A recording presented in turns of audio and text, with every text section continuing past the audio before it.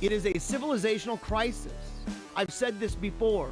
We are at a place, and you can see it from a mile away, we are at a place where great civilizations start to go and new civilizational models begin to gain steam, and there's a place where those two cross paths, and they simply cannot coexist. We are there right now. So shout out to Paleocrat. Oh yeah, follow Paleocrat. He's all over this. The woman explained how her boyfriend told her that his high-fiber diet means that wiping is completely unnecessary.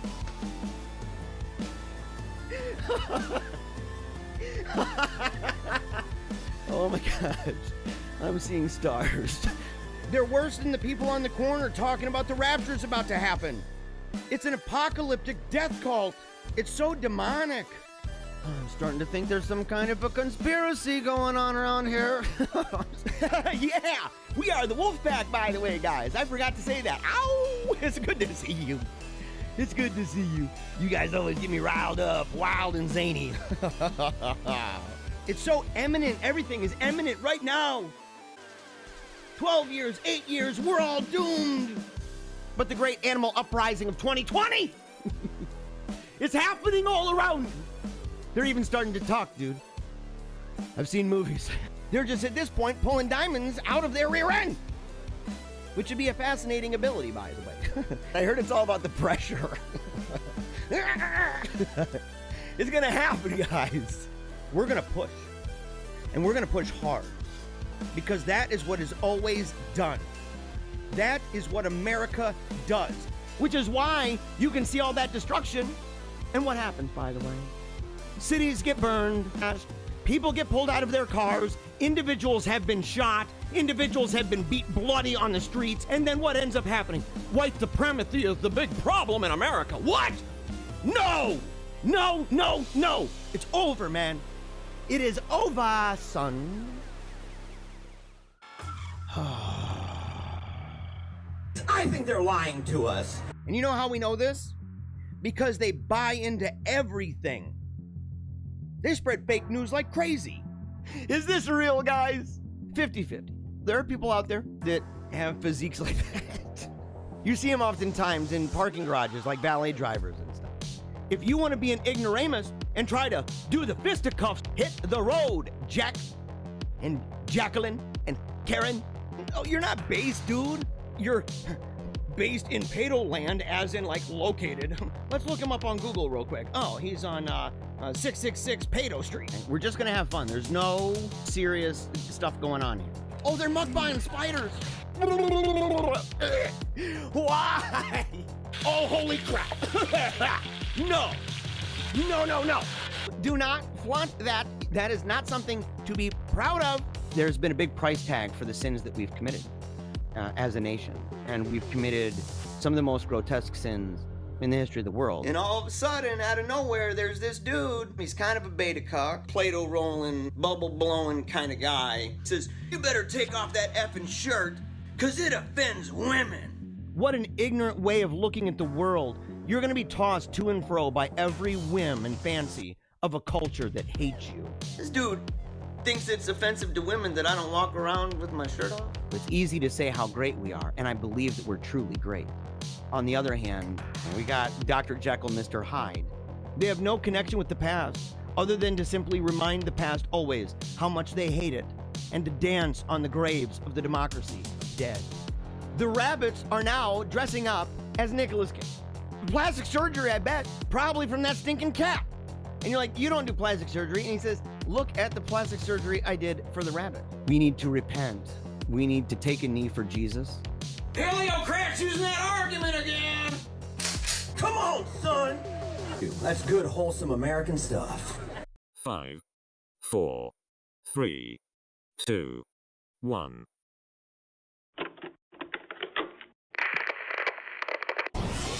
They ain't never seen nothing like this before.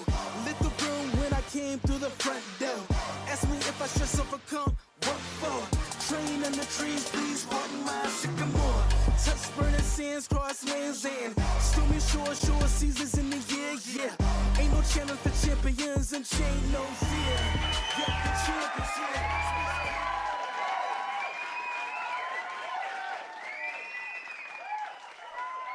Good morning. Good morning, everybody. I almost went without any audio, which would have been a terrible way to start our Tuesday, December 8th episode of Paleocrat Diaries. I am your host, the one and only Jeremiah Bannister, the original Paleocrat, the OG. And we've got an amazing show for you, let me assure you. We're going to be talking about updates to do with COVID, the Danish study that came out about masks, which is just yet another layer of the conversation, the scientific conversation that can happen and ought to happen, and in fact does happen on this show every single day, regarding why we are a little bit suspicious of what goes on with the conversation concerning COVID. And for some reason, I am having a serious issue here. Oh no, my microphone is set up, and all of a sudden it's like acting crazy, and it's basically telling me, oh, I'm going to go ahead and not stay in the same exact place and maybe even want to fall off, which would be a terrible, terrible thing to have happen. Ugh. Yeah, really professional, guys. Really professional here. We're going to have to take care of that here in a moment, because I don't know what this is all about. I got to have Ailey come down here. It's just an excuse, guys. It's an excuse to have Ailey come down here and help me out, because I love her. She is the secretary of the show. She's the empress of all of the people working upstairs. Okay, she is the main one, and she's amazing. She's my mega hot half Korean wife. Definitely love her like crazy, and for some reason I might need her assistance. Just maybe. We'll see. Yeah, I have a feeling I'm going to need her assistance. Oh my gosh, man. Everything's going good. I'm like, oh man, I got my mic on. It's going to go good. And then all of a sudden my mic starts doing this number. Meow. I thought, oh no. It's going to fall in my lap, like right during the show. Not good. And we've got a whole bunch to talk about. Like I said, we've got COVID. Like I didn't say yet, we have a bunch of funny stories. We have a bunch of hilarious stories that we are going to talk about today, including one that's kind of tragic. It's kind of tragic, having to do with a very rude and politically correct Santa Claus. I guess he had what's coming. He had what's coming to him. You know, we're going to talk about that. It's redemptive, right? There's good. It's a good story in the end, but it was a bummer. So you might need to get some tissues. You might need to do that. We're going to talk about politics, but not just the election, right? We've been doing this for a while. And I'm to the point, okay, right here. Yeah, right here is Ailey. She's kind of hovering in the back. If you see, look, see how it's like falling like that? Just needs to be able to make sure that the base of it is good. Yeah, she's good. She's helping. So give a big round of applause here. We need the clap track. It's what we need. We need the clap track for Ailey, because she's here. She's helping out with the show. And yeah, as I said, it's another reason, man, for me to have her come down. I love this woman. Yeah. Think you got it there? Oh, and she does. She is, I'm telling you, she's a wonder worker. She is a wonder worker, and she's the reason, in fact, she is the primary, and maybe the only reason why this show is functioning at all, right? She's the reason why I am functioning. And so we're going to talk about politics. We're going to talk about COVID, but not just politics, not just elections. We're going to talk about what to do from here, no matter what. No matter how it goes, no matter how it plays out, in the debate that's currently raging over different tactics to do. Okay, one of those being we got to stay in the party. One of those being you got to leave the party. One of those being we've got to bolster rhinos. Even though they're rhinos, we still got to be cool. The other being we need to drive them 6 feet under, right? We need to just, their political careers, they're toast. They need to be gone. So it's a serious discussion. So we're going to talk about that. And we're going to end off talking a little bit about literature and memory, because I want to get back. To the original intent of the show. The show was not just meant to be what by the circumstance it became. Okay, because the show has become just a smattering of story after story after story, article after article after article, and getting longer and longer and longer. I think one episode was like 3 hours and 45 minutes. I love talking to you guys, but if I'm going to go 3 hours and 45 minutes, I think I want about an hour and a half of that to be maybe an afterglow party for members where you get to go, you get to talk, hang out, maybe talk about a couple extra stories, do a lot of conversation with the comments, stuff like that.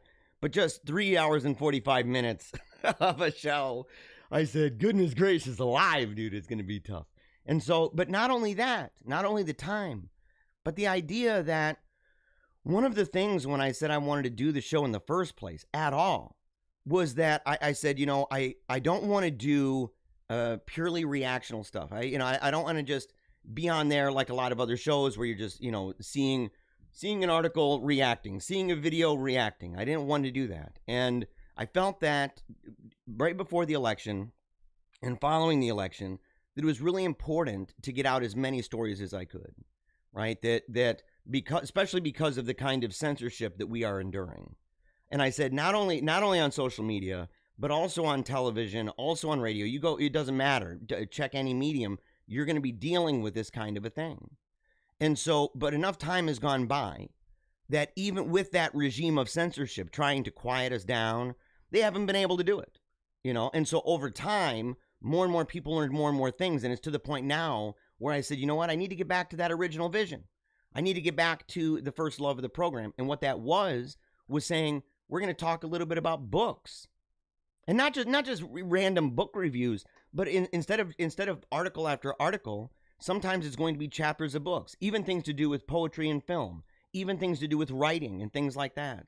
And to focus just as much time and effort on the website as I did on the show. Because I come in here and I do the show, you do it live, and then it's done, and you're done for the day. That's great. But I want to be able to connect with people outside of this. I want to be able to write things, put it down, you know, even assemble things for publication. And that's a really tough thing to do when you're cranking out 3 hours to 3 hours and 45 minutes every single day. And I'm not going to so we're gonna be making that switch, that change. And so that's just one of the things I want to let you guys know. We're going back to the first love of the show. We're going to be doing that. And we're going to try beginning today, right? Now with the books, right? I got a whole bunch that I've got lined up. I want to talk about things with Cicero, things to do Seneca, things to do with Dante, classical education, Homer, right? I've got a whole bunch of these books. Not only that, though, but also some devotional books, things about the devout life. I've said that I wanted to talk about the devout life with people and talk about things that are relevant. I mean, all of it is. You can read St. Francis de Sales. You can read him, and you can read his book, The Devout Life, and it's just robustly practical for almost every aspect of our lives. But there are certain things in today's day and age that might stand out even more than others. And some of those things might be, for example, vain talk and rash judgment. And I thought those are things that I've wanted to talk about for quite some time. Laying the groundwork as to what is a worldview, what is a life view, what is a social theory, and equipping people. So it's not just simply a bunch of information and fun and laughs. I'm glad for that. I wouldn't do it if it wasn't fun, and I wouldn't do it if it wasn't funny. At the same time, being able to equip people. I thought, hey, got to do it, man. We've got to do it. And so we're moving forward. We are moving forward. Let's go right now. We're going to go over to the circle cam. Here we are. Okay. So first of all, before even moving forward, I've got to do this. I have got to do this. An announcement. There is a Patriot Christmas extravaganza. Okay. It is how the Gretsch stole Christmas and the people took it back. Save the date, December 23rd from 4 to 7 p.m. There's going to be a lot of information coming out about this, okay? We're going to find out the best websites you can go to in order to learn more about this. But this is this is the first fruits, okay? This is the very beginning. This is the ground level. This is the ground level, people, of this amazing event that's going to take place. And your boy's going to be there. Your boy's going to be there. In fact, I'm going to speak. It's again at the steps of the Capitol in Lansing. But we want to know if there are people in other states and in other cities who are planning similar events and maybe coordinate with them, talk with them, see how we can amplify this message, because it's important. It's important. And we're living in times where the Gretsch is doing wicked things. Like recently, we're going to put a little pause on it. And then, remember I said, it's going to be a little pause, and it's just going to be extended and extended. And lo and behold, guess what? I'm sorry, everybody. it came up. We're going to have to extend it. You would have never figured. Yeah, right. Yeah, right, dude. We totally figured. We called it from a million miles away. We pulled a Babe Ruth on that bad boy, pointed the bat out to the outfield and said, I'm going to hit it right there. And lo and behold, guess what? Predictable as the morning sun or a morning poop, she goes and says, we have to extend it. We have to extend it. It's going to be rough. But the people have said enough is enough. The people have said enough is enough, and they've decided they're not gonna play around anymore. Now with Christmas, are you nuts? Are you nuts? You got the you don't know where you are, lady. You don't know where you are. Okay? And so you don't know who you're dealing with. There's a lot of people who are saying, it's bad enough that we're losing jobs. It's bad enough. It's bad enough that all of these restrictions are and all of these things that I'm not making money. That my dreams and everything I've aimed and pursued after for all my life is going down the toilet. That's bad enough. But the idea of coming against this holiday, coming against this feast, coming against the season in the spirit of this, that says, no way. No way. So if you're a patriot and you're in Michigan and you want to join with other people who are saying, this is, a way of saying not a political thing too. I got to stress that. It's not aiming to be purely political. It's got a dynamic, obviously. But at the same time, it's the idea of people doing what they love. People doing what they love with people all around them, right? Expressing the very spirit of Christmas that makes them love it so much, okay? Beyond all of the toys, beyond all of the lights, beyond all of the things, the trappings, the food, beyond all the very heart of it. That's what this is trying to embrace. It's trying to harness it. And so we're gonna promote this basically every single day between now and there'll be audio promotions for this event that'll be coming out. So you got to keep watching, guys. I know you are, but you got to keep watching. All right. And by the way, if my voice sounds a little bit worn and torn, it is because it is an eatsy bit worn and torn. Just eatsy. Just an eatsy. And I was up really late last night, too. I was up really late. In fact, I didn't know if I was even going to do a show today because yesterday I mentioned that my daughter had gotten sick, right? She had the stomach flu. She ended up puking like crazy throughout the day, right? Kind of at intervals that were predictable for people with stomach flu, right? So she was in phase 1, and it was phase 1 for a long time. In fact, it was phase 1 long enough that we were starting to get really worried and say, it's to the point where it says if it's been like 16 hours of that, you need to call the doctor. Well, we were awfully close to that. And my daughter came up to me, Teresa, and she asked something that kind of blew my mind a little bit. She said, Papa, can you do Wim Hof with me? Because she knows I do Wim Hof breathing exercises, and she knows why I do it. She knows that the first time I ever did it, I was sick, right? And I had a fever, and I was really, in fact, I was quite scared. I was lethargic. It was real bad. It was probably, 7 months ago, something like that. And she remembers that after I did that, I felt really good. I wasn't tired anymore. In fact, I did a high-intensity interval training exercise. I did that. And so she's like, can we do this? And I thought, well, she's young. I didn't want to have her do the full thing. I'm not going to say, breathe in and out 30 times. I wanted her to just get used to the idea of breathing that way. Deep in, deep out, and no holding the breath, right? So you breathe in as deep as you can from the stomach up to the lungs. Once you get all the way to that, and you breathe it all the way out. And when you get to that very end, you breathe back in. And then you do that. And I had her do it maybe 15, 20 times. Taught her how to do it, had her lay down, get calm, and then told her when you breathe all the way out on that last one, when you breathe all the way out and all the air is gone, hold your breath, close your mouth, and don't be afraid. And I talked with her. I talked with her about what was happening, and she hasn't puked since. She hasn't puked one time. And every time that she said her stomach started to feel that way, she'd just kind of calm down and sit there and just take some breaths and everything. And then she ended up going to bed. And then she ended up waking up, and I said, did you wake? Because I figured maybe she'd puke overnight, right? She's not, And no, not one time. And but it kept us up really late. And so I wasn't even sure I was going to do it. But I want to thank all of you for the prayers that you had for my daughter yesterday. Thank the Lord for being gracious to my family, and throw a bone over to Wim Hof.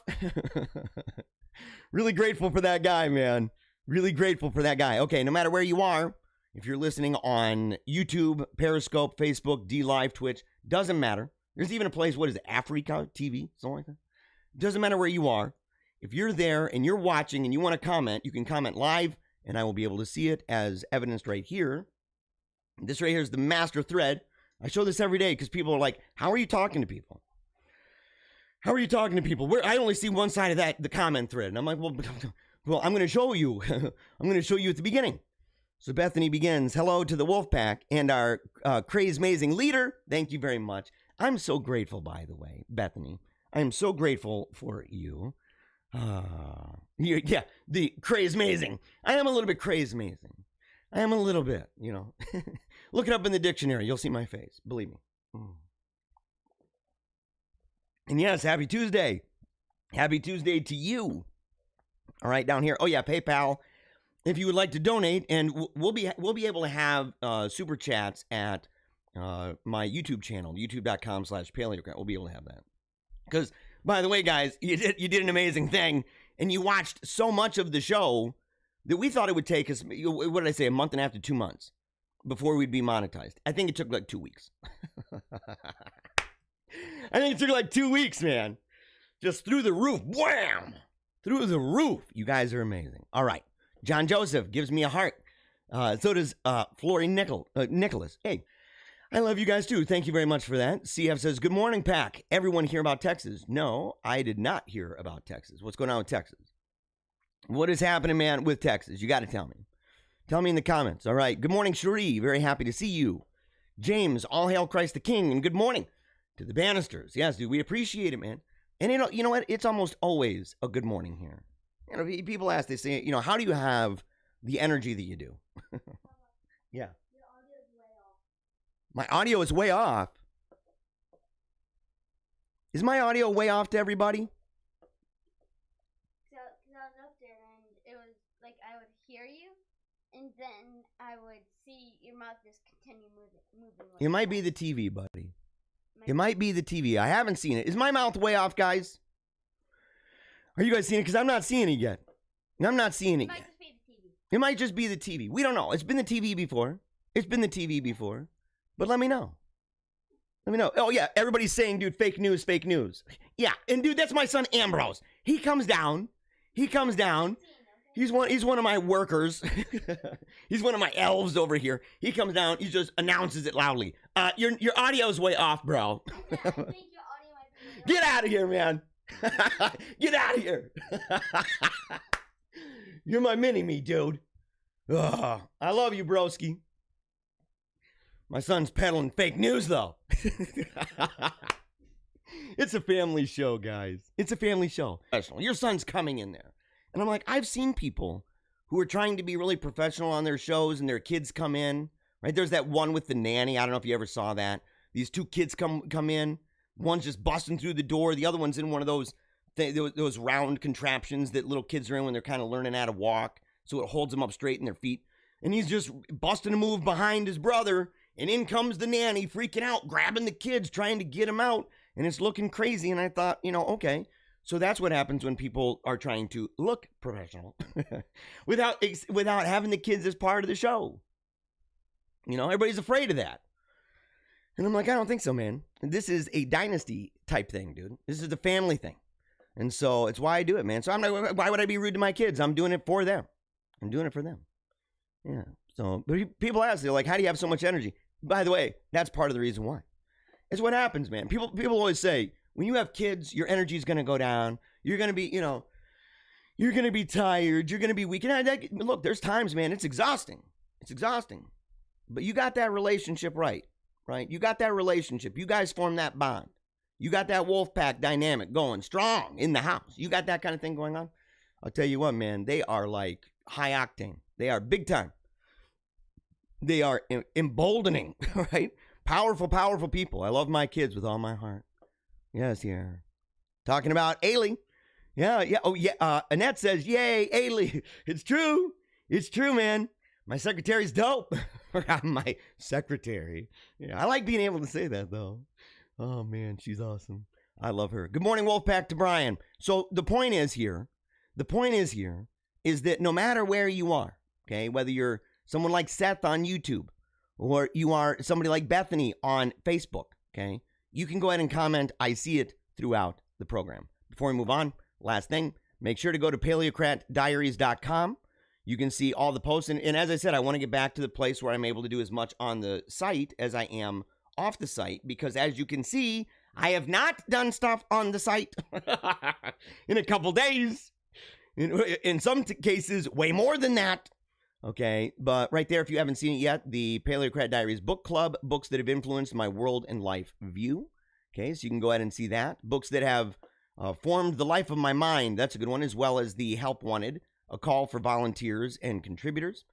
There's our contact page. You can contact me. It's got my information down there, even the information I'm not necessarily happy it's there.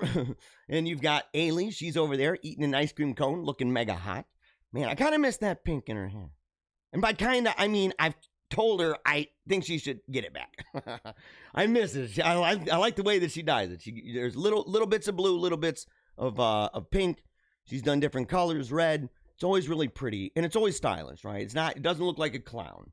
So she's not doing the clown thing. She kind of looks like a beautiful Asian peacock, is what it looks like. And so, and the plumes are, well, I guess my plumes are always busting a move, man. Busting a move. And of course, you can contact Thoda Popinski. His number is 605-475-6968. You can leave a message for him. He'll get back with us. And for $5 a month, you can support the show. Become a bona fide member of the Paleo Naughty. And remember, 100% of all the donations to this program go to continuing my children's education at Sacred Heart Academy. It is a classical Catholic school, so they learn amazing things all the time. And in fact, a lot of what we're going to end the show with today, the talk about literature and memory and stuff like that, my kids, that's their life.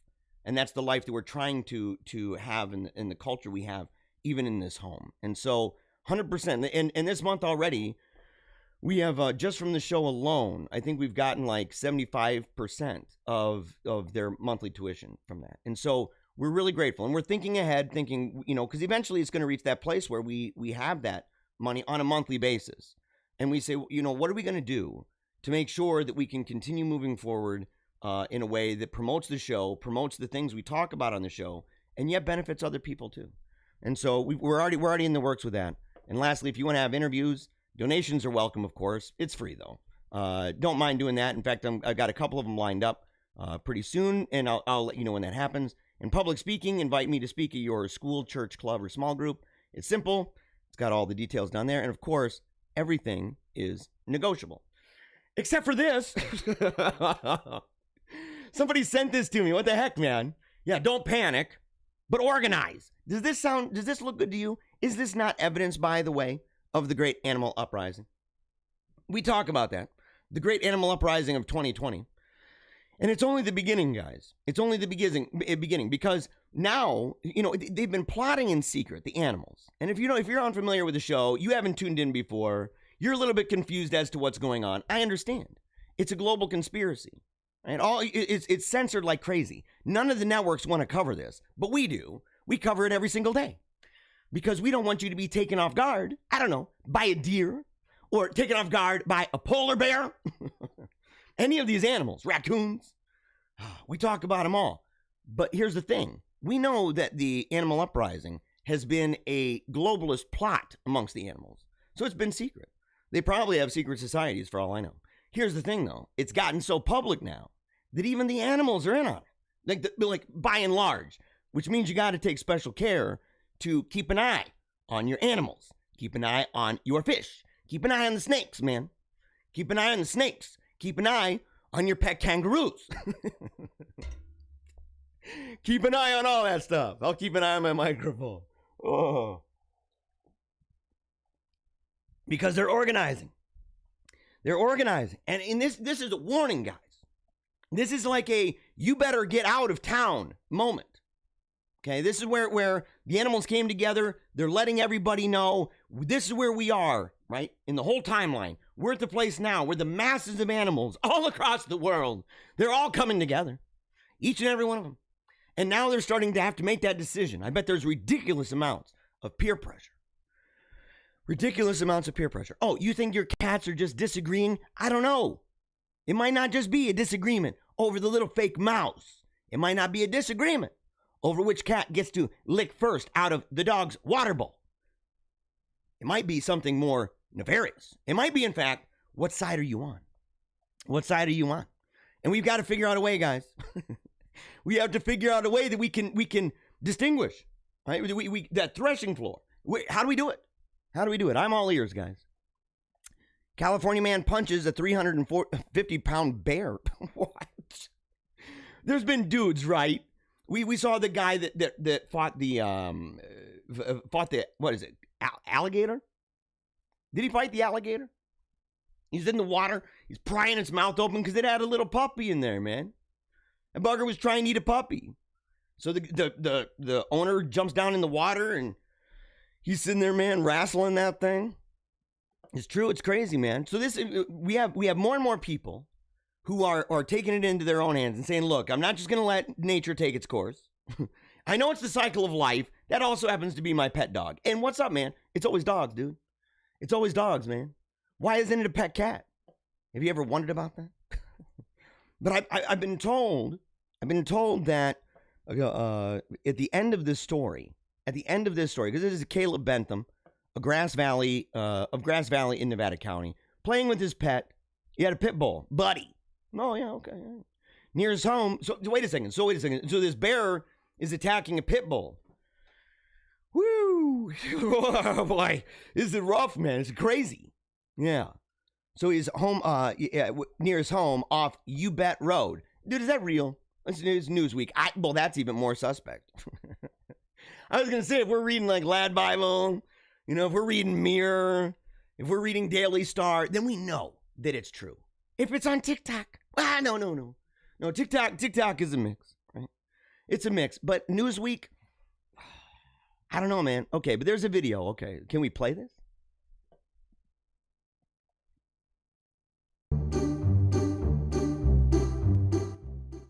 Okay. Okay, so hold on a second. So the bear's chilling by the door. Doo-doo-dee-doo.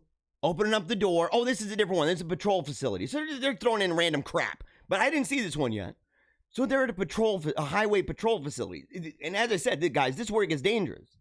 Bears, if you guys noticed, the bears seem to be spending way more time around police stations. These are all bits of information, guys. We need to get that web of information, those strings and the tacks and stuff on the wall. We need to have somebody over top of this, somebody with the kind of mind like John Nash from Beautiful Mind. But only an unmedicated John Nash. We need an unmedicated John Nash on this right now to let us know where all of these things are taking place, because this bugger just straight up opens the door. Oh.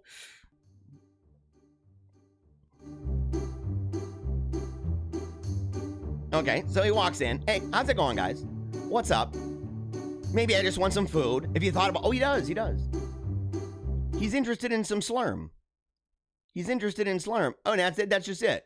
He's just walking around. That's the end of it. Oh, and then the cop does the cop chase him out? Does the cop chase him out, man? Let's see. Man, I hope this dumb song is not copyrighted. Oh, he just leaves. He's like, bye. And here comes the cop. No, hey! Get out of here! You need to get out of here, buddy! What are you doing in here? He's like, I just wanted some slurm. And maybe some snap into a Slim Jim. That's what I wanted. He wanted a Slim Jim, guys. Oh, man. He wanted a roll. What is it, a Rolo? Is that how you pronounce it? Rolo? I don't know, man. I haven't eaten them buggers in a long time. They always have Rolos, and they have whatchamacallits all the time. What do you guys feel about that? Is that a conspiracy? Like, why are those mainly nowadays? Why do they mainly just sell those in, like Christmas candy bags or in, these kind of things, vending machines? But I've been told here, okay, so you go down, buddy's face was severely damaged. Oh, dang, son. Oh, no. So, okay, this little bugger, man, he was like oh, no. Stapled up right there, and then down the side it's all stapled right there. His eyes stitched right there and right here. Actually had got him right on the corner. Okay, hold on. This is sad, man. I want to see this guy. And then down the side It's all stapled right there. Oh my His God. eye stitched right there and right here. Actually had got him right on the corner of his eye right there, but didn't get his eye. It's okay. And then the side of his mouth right here, it got stitched shut. It actually had bit. Dude, that's a sad thing, man. It looks like a nice little dog, man. That looks like a nice pit, man. I know, you know, pits, they get an interesting rap, man. You know, granted, you know, they're bred for certain things, and different animals are bred for different stuff. You know, and there's some mistakes about the way that, you know, animals are bred, and there's got to be a balance there a little bit. You know, that says there's a reason why maybe some animals there is a fear of that. You know, my wife, Ailey is fearless. If you don't know this, Ailey is fearless because she had an experience. You know, we have friends who own pits, and we're really close friends with them. They have amazing dogs. We love them. I've had a bunch of friends who own pits, and people, in fact, who they work in rescue for them. Okay, so a lot of times you get pits that are put in terrible situations, right? In part because of the way that they've historically been bred and the way that their body is and stuff. But there have been occasions. I know there was one, you know, a pit came up. There was two? Was there one of them? I think one came around the house. My wife, you know, is inside the house, and all of a sudden, man, there's this dog. And one of the ladies up the road is walking these two little doggies, these two little, you know, cute little white, they're not poodles, man. What were those things, Ailey? In the comments, what were those things? Anyway, this dog comes up just annihilating these dogs. I mean, just blood everywhere, fur everywhere. And Ailey goes running out, and she ends up grabbing it. Okay, in fact, I think it was two of them because they were going nuts, and she ended up grabbing both and raised them both up in the air and told the lady to run and get out of there. By the time I got there, police were there, all of that. But the thing is, you know, people could say, well, yeah, but you're bringing up that story. Yeah, I could also bring ones up about Dobermans. I could bring ones up about German Shepherds, one that came to the house and ate tons of our chickens. We had a chicken coop growing up. And this bugger was going around, and we looked out the window, and there's dead chickens all over our property. Just everywhere, man. Just blood and feathers all over the place. And we're totally freaked out, man. My mom's home alone with us. You know, my dad's working. She gets the gun. She goes outside. She's looking around, and here comes this German. She said it came right up to the gun. She's sitting there. She was scared. She you know, she didn't know what to do. She's like, you know, if I got to shoot you, I got to shoot you. She didn't want to. You know, it's a German Shepherd, man. But it's got blood all over its face. She said that bugger just turned around and walked away. And so we went up to his neighbors up the road. We went up to him and said, look, man, your dog got off. And they're like, oh, it wasn't King. It wasn't King. And it's like, look at the blood on his face. Look at the feathers in his little paws, man. That bugger was killing all of our chickens. And my dad said, look, I'm just telling you now, if King shows up to the Bannister's house again, he will be a dead ruler. He's gone. We will kill him, period. Okay? And it had to be like a month later. We're getting ready for school. We go outside. It's cold. I remember it, man. We're kind of down the house is up on a hill. We went down the back stairs near the chicken coops. We go down, and there's this wall with a stairway that goes up to the house. So we're like pretty far below the home, right? And we look up, and there's King. King broke off his leash again. He had a big old chain. King broke off his leash again, and this time he was standing right by the front door. He was just waiting right by that front door, just standing there, just waiting. And we're thinking, dude, what you know, I was maybe 10 years old. My brother would have been 5 or 6. Okay, so we're really little, and we're like, dude, you know, you don't know with this snarling dog that's annihilating all the chickens. It wasn't just like one chicken, man. It was like 12 chickens. And so my dad's like, wait here, kids. He goes walking in the house, comes back out with a gun. Blam! That bugger just right on the ground. Lodged right in his heart, man. Right in his heart. And I don't, you know, I'm not meaning to glorify that. I'm saying, look, you know, there are dangerous animals, and it kind of doesn't matter. But you see something like this, and I'll tell you what's more dangerous than this. even if this pit was pretty dangerous, man, I think the bear is the real problem. Man, look at his face, dude. That is heartbreaking. We love you, buddy. We love you, buddy. We do, man. For real. So here it goes. Let's see here. While it has been days since the attack, Bentham said a black bear has returned to the scene of the incident multiple times. Quote, it made an attack and had its food, and its food got taken from it, and it wants it back, I feel like.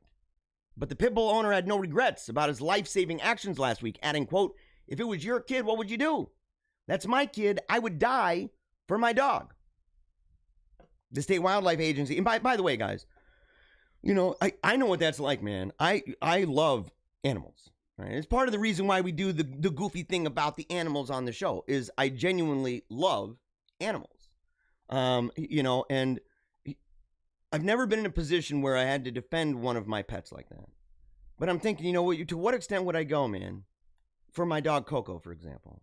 That's the Saint Bernard that was a gift from my daughter when she was still alive. She was suffering from brain cancer, and we wanted to get her a dog. And I don't know if it was necessarily the wisest decision to get her a massive dog, but that was the idea. And so, you know, my daughter's no longer here with us, but that dog is a constant reminder of her. You know, it's one of the many reminders that we've surrounded ourselves by. And she's such a loving dog, and the idea of her, you know, or like Lion, you know, little Lion, man. I love little Lion. He's my buddy, and I say little. He's not little at all. He's a fat boy. He's a fat cat. Okay, I love him, and he's getting old, and it's broken my heart, man. It breaks my heart even thinking of not having him one day. You know, if you got animal stories, let me know in the comments, man. It says right here, if you encounter a bear, do not run. Instead, face the animal, make noise, and try to appear as large as possible. If attacked, fight back. Do not play dead. Dude, this is powerful, by the way. And you know what? Look, the thing is, these wildlife agencies, they know that we have been under a coordinated attack by the global animal elite for a very long time. And they have seen what happens when our species says, well, just play dead. They're not going to hurt you. And they're like, no, we have to stand up. In fact, I wish I had patriotic music right now because that's what's going on in my head. You got to face it. If you encounter it, you do not run. You face it. You make noise. You try to appear as large as possible. They're understanding optics. They know what optics are. This is what it's all about. You have to posture yourself strong. And if you're attacked, you fight back. You don't be a wuss. You don't be a wuss. That bear comes up to you, you better karate chop that bugger right in the throat. It comes up to you, trying to pull a grizzly man on you. Don't even think about it, son. Don't even think about it. Wow! Karate chop right to the freaking neck. Don't play dead. Heck no. Don't play dead. All right. This show is pretty dumb sometimes. I'm not gonna lie. Oh, I hope you guys appreciate it, man. I'm putting myself out there for you guys every day. Every single day, man. Every single day. Introverts getting prepared to make a call. Do you guys feel that way? I do, man. I get nervous. And I am a little bit of an introvert. I know it doesn't appear that way on the show. But you guys also have to know, as far as I know, you know, I mean, okay, the comment section makes it obvious that other people are there, but the truth is, and you know, I can see here it says I'm streaming and stuff like that. Okay, so I know that that's going on, but the truth is, I'm in a room by myself, looking into a corner, so kind of by myself here, and you know, I like spending time alone, and you know, I enjoy going different places and being part of meetings and stuff, you know, but at the same time, I enjoy just kind of just chilling. And so if I've got to make a phone call, and it's like a business or professional one, not as much a personal one. I don't mind doing that at all. But if it's a professional one or it's something like, oh man, I gotta do it. You know, it's I gotta get pumped, man. It's basically my routine. I mean, I got it in fact from Rocky. This is my routine. I do this, man, every time. Like I got it. My wife's like, hey, what are you doing right now? What are you doing carrying around that big keg behind your head? And I'm like, hey, look, I'm getting ready to make a phone call. And she's like, oh, okay, yeah, that's right. That's what you do. Woman told to move a house after finding a doll's face. What? Oh no. In the cellar? What kind of sicko would do this? What kind of sicko would do this? And more than that, what kind of sicko would send this crap to me? What kind of sicko does this? By the way, if you love sending stuff to me that freaks me out or makes me giggle, and you want to have me share that, you can go ahead and do it by sending it to Paleocrat Diaries at gmail.com. This is Amelia Ward over at Lad Bible. Apparently, a homeowner discovered a doll's face in the wall of her basement. She's been advised to move out immediately.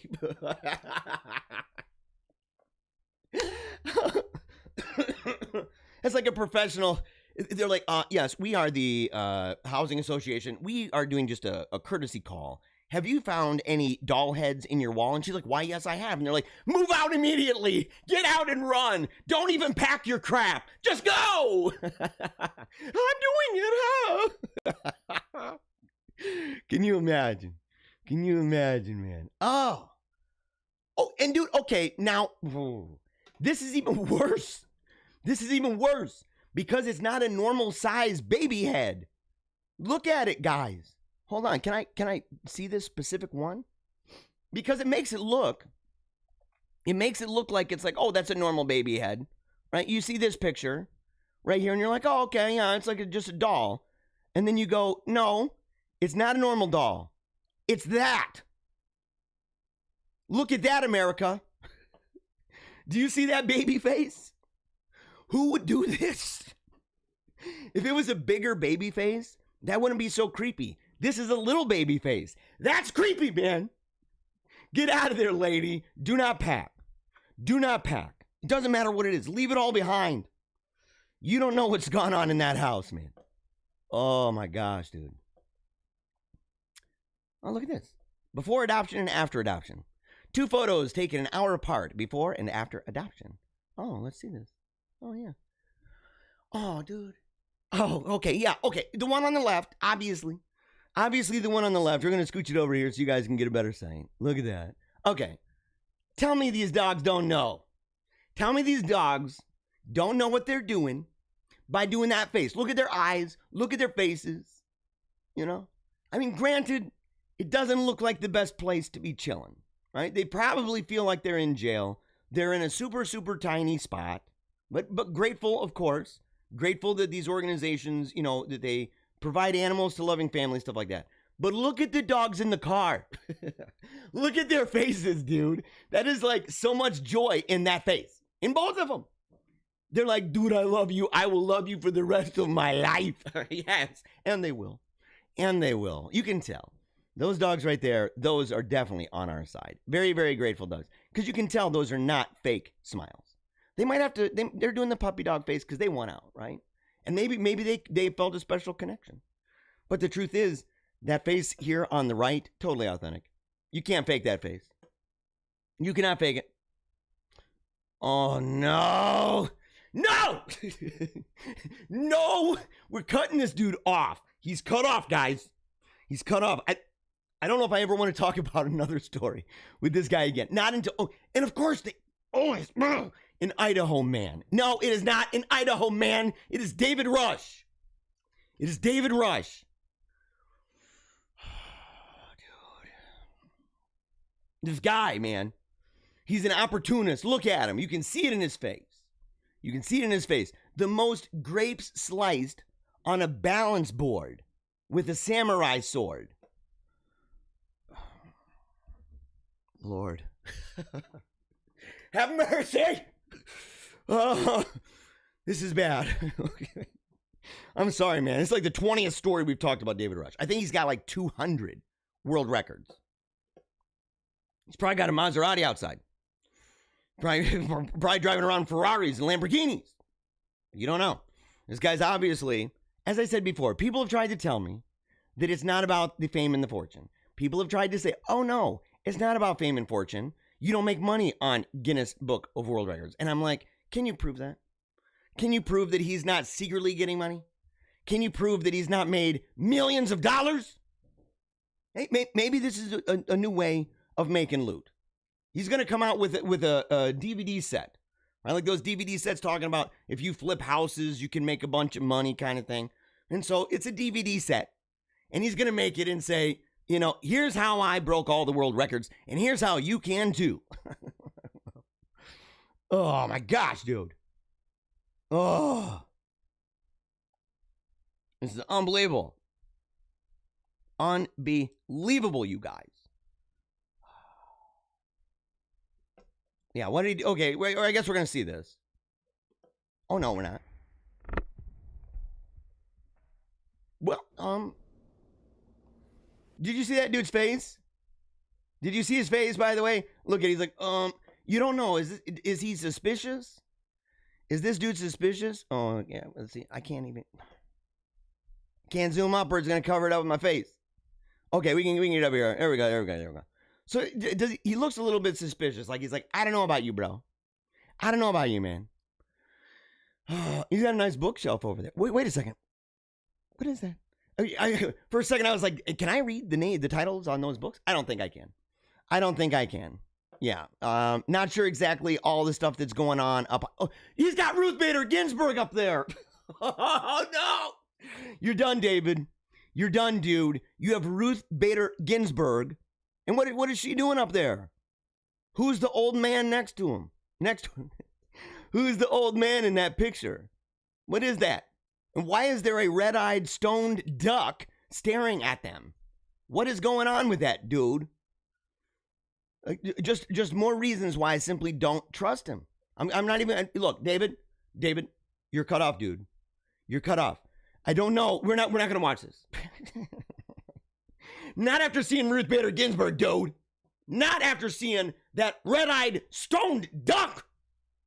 What kind of example are you when you've got, a stoned duck behind you? What kind of drugs did you give it? Why does it look so stiff? Is it dead? Is it dead, man? What happened?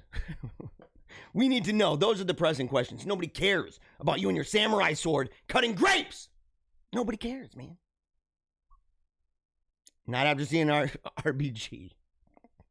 What is going on with this? Okay, we got a couple more funny ones, so we're moving on. Let's see here. In fact, this might be the last one. I may call it quits. What do we got here? I'm looking up here. Looking up. Don't want to talk about that one. Don't want to do that. Wait, we can funnel that one over here into the serious stuff. We'll do that. Why not? No, we'll do that one too. Oh my gosh, dude, what am I doing? What am I doing, guys? What am I doing? Okay. We're gonna show this one first. So so here's this kid. And what's going on with him? What's going on with this guy? Okay. So the 30 seconds long? What's that? Dang.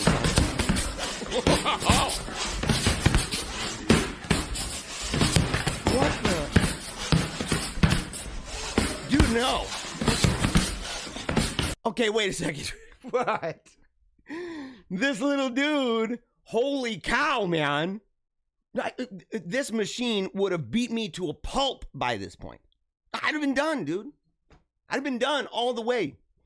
Knocked out, dude, on the floor, seeing stars. Tweet, tweet, tweet.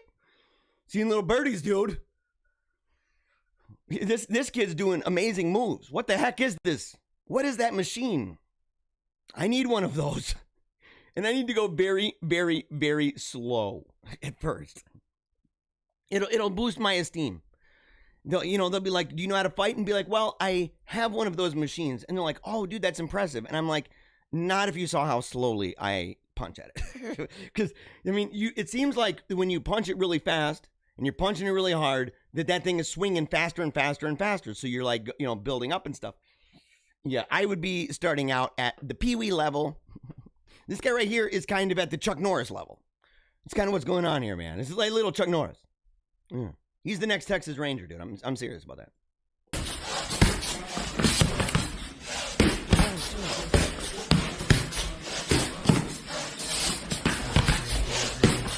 Dude, you imagine getting hit in the head with that. This little bugger, dude. Holy cow. And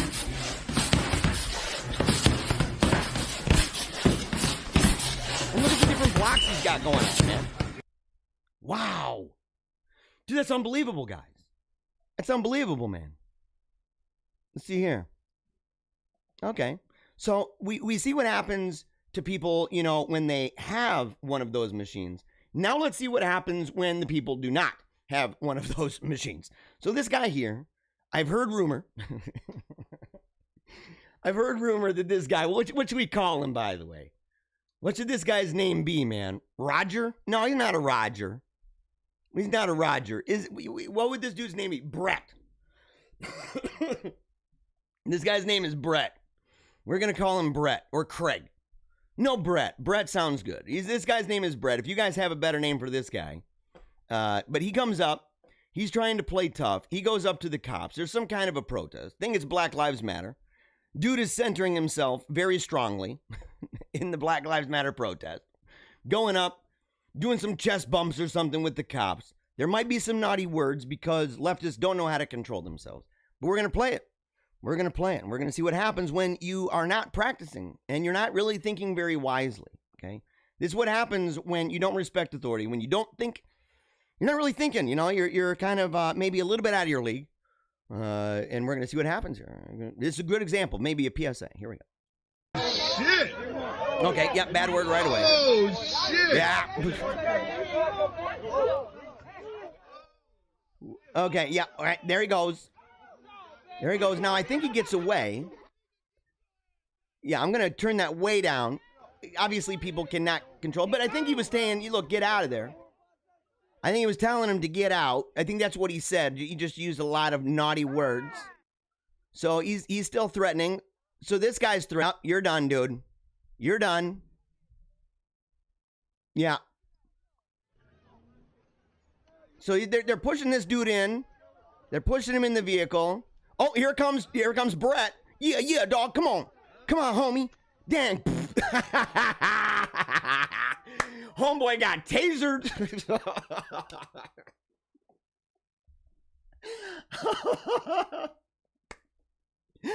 Oh, dude, he comes up. Ooh, yeah, ooh. He's got his arms all straight out, flex like that, in his chest. He's all hopping up and down. People are like, son, you need to back up, dude.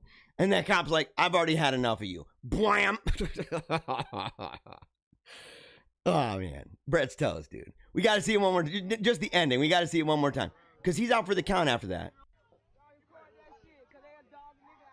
So here he comes. Here he comes. Come on, man.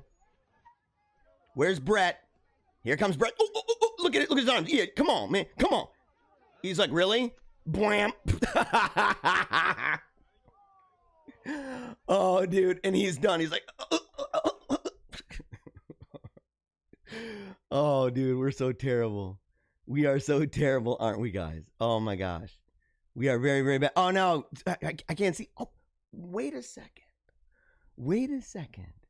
That's right. Look at this, by the way. And then we're doing the Wolfpack song. So we got to get ready, guys. We got to get ready for the Wolfpack song. So make sure you get your coffee. In fact, I'll top mine off right now. Because at the midpoint of every show, we're about to get serious, right? This is where things just get very, very, very serious. Okay? We got to start our day off with some laughter. Bellies full of laughs. Because we need to, be a well-balanced person. There are enough shows out there that start right out of the gate, talking serious politics. And some people like waking up and the very first thing they listen to is somebody talking serious politics. That would make me want to die. I've been there before, man, and it's terrible. And I thought, it's one of those things where you gotta just, be willing to laugh, be willing to have a good time, be willing to, just be a little stupid even. Just being a little dumb and just enjoying yourself. Because there is, this world is full of very serious things and some things that are just outright absurd. And some of the things that we take seriously are outright absurd. Some of the things that we think absurd are actually quite serious. And it's a beautiful, crazy combination of both, which is what I think we would expect in a world that is not God, with a God out there. So we have a God, and the world that we're in is not God, but that we ourselves, with our capacities, with our very nature of who we are as creatures in the likeness and image of God, are like God, but not God. In that sense, with that dynamic, God, not God, not God, like God, in that world where freedom, where goodness, where evil, where all of these things are at play, you're going to end up having things on a wide spectrum, of a variation of the gravitas that each one of those things has. And sometimes we get it mixed up. And so on this show, we try to say, we're going to balance the scales. We're going to say, you know what? Some of the stuff, we're just going to have outright fun. We're just going to have fun because the rest of your day is going to be really serious. In fact, when the show is over, in fact, even during the show, you may be working. You might be at home enjoying time with your family, like Gary here. Like Gary here. Now, this picture is going to be put into the Wolfpack song, but this is him drinking some very patriotic coffee. Let's go ahead and get that mug in there. Look at this. Look at that mug, dude. Look at that mug. He's got that star and stripe. He's got the star and stripe. He's got what? Be Extreme. That's a nice shirt too. Yeah, Be Extreme. And so, you no matter what you're doing, raising the kids, working on the farm, working in the diner, serving as a nurse or a nanny. It doesn't matter what you are. You're parenting with your kids. You're homeschooling your family. No matter what it is, you are a mixture of things that are goofy. You're a mixture of things that are serious. You're a mixture of things that are physical and things that are, in fact, divine. And it's powerful. And so we try to embody that, even psychologically, every single day. And we do, and we top it off. We top it off. As we're entering, we're making that transition from being hilarious into being pretty serious. Still having fun, but being serious. We make that by howling at the sun. And why do we do that? If you've been listening to the show long enough, you know why. It's because today is the day that the Lord has made. We are going to rejoice. We're going to be glad in it. And we're going to give it everything we've got because we resolve these 3 things on this show. And there's many more, but 3 things on this show. The 3 core tenets that we live by, that we as a wolf pack, that we resolve in our heart deep inside to drive and motivate us every single day. And it is these 3 things right here. Actually, let me do the ninja drill. 3 things, not W. 3. Never give up. Keep on smiling. And memento mori. Remember that you are going to die. Okay? We are mortal creatures. We're mortal creatures. We opened our eyes to this amazing thing, and one day we will close them here. But it's bigger than here. And there's a place to go later. And I really hope that you take that very seriously. That's why we encourage people, if you haven't taken a knee for Jesus Christ, I say today is the day you should do it. You should have done it before. Everyone should be. Because one day everyone will. But it's better right now to do it here and now. And if you're someone who has never accepted Christ, you're somebody who maybe grew up in the church, but you walked away. And I have people even who emailed me and talked to me about this recently. A number of people. And they've gone through this because we live in tumultuous times. We live in times that are really, really scandalous, really bad, really wicked. And it's one of the reasons why we're trying to be so happy on the show. It's one of the reasons why I made the song. It was inspired by the verse saying that we live in evil times and that we're to sing songs. I thought, music, man. Let's do this. Let's howl at the sun, resolving to give it our best every single day. So no matter where you are, I don't care where you are. You're at the laundromat? I don't care. You're at the diner? I don't care. You're at school? You're at the library? I don't care. It doesn't matter where you are. You're walking dogs outside? I don't care. Raise the glass high. Raise that glass high. Doesn't matter. Coffee, water, chai, slurm. I don't care. You raise it high. Bold and brave. Resolved to never give up. Keep on smiling. And memento mori. Because we are going to howl at the sun. There we go. All right. I don't have a straw. Where's my straw? It doesn't matter. Never giving up, boy. Straight to the dome anyway. It's going to be all over, guys. Because here we go.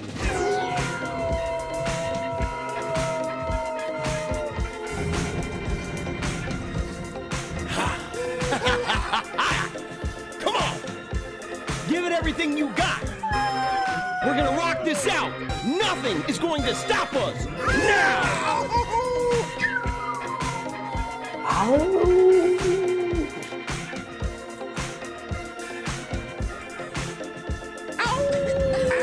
Come on, son. Yeah.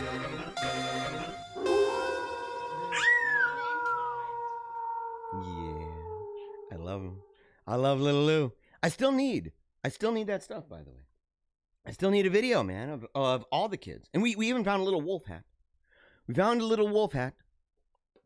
So we're going to have him wear it. And I want to go through real quick here. I want to go through the, let's see here, some of the comments. Because I said we'd talk about it. So let's go ahead real quick. Let's catch up on the comments real quick. Good morning. Okay. Yeah. Wow. I'm way back here. Yeah. One of the commenters says, speaking of books, in the last 30 days, I've read 5 books, a complete series. How many books, by the way, have you guys read?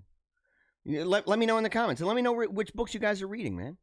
You know, I would like to do a book club, but I'd rather just have it so that people are actually reading what they want to read.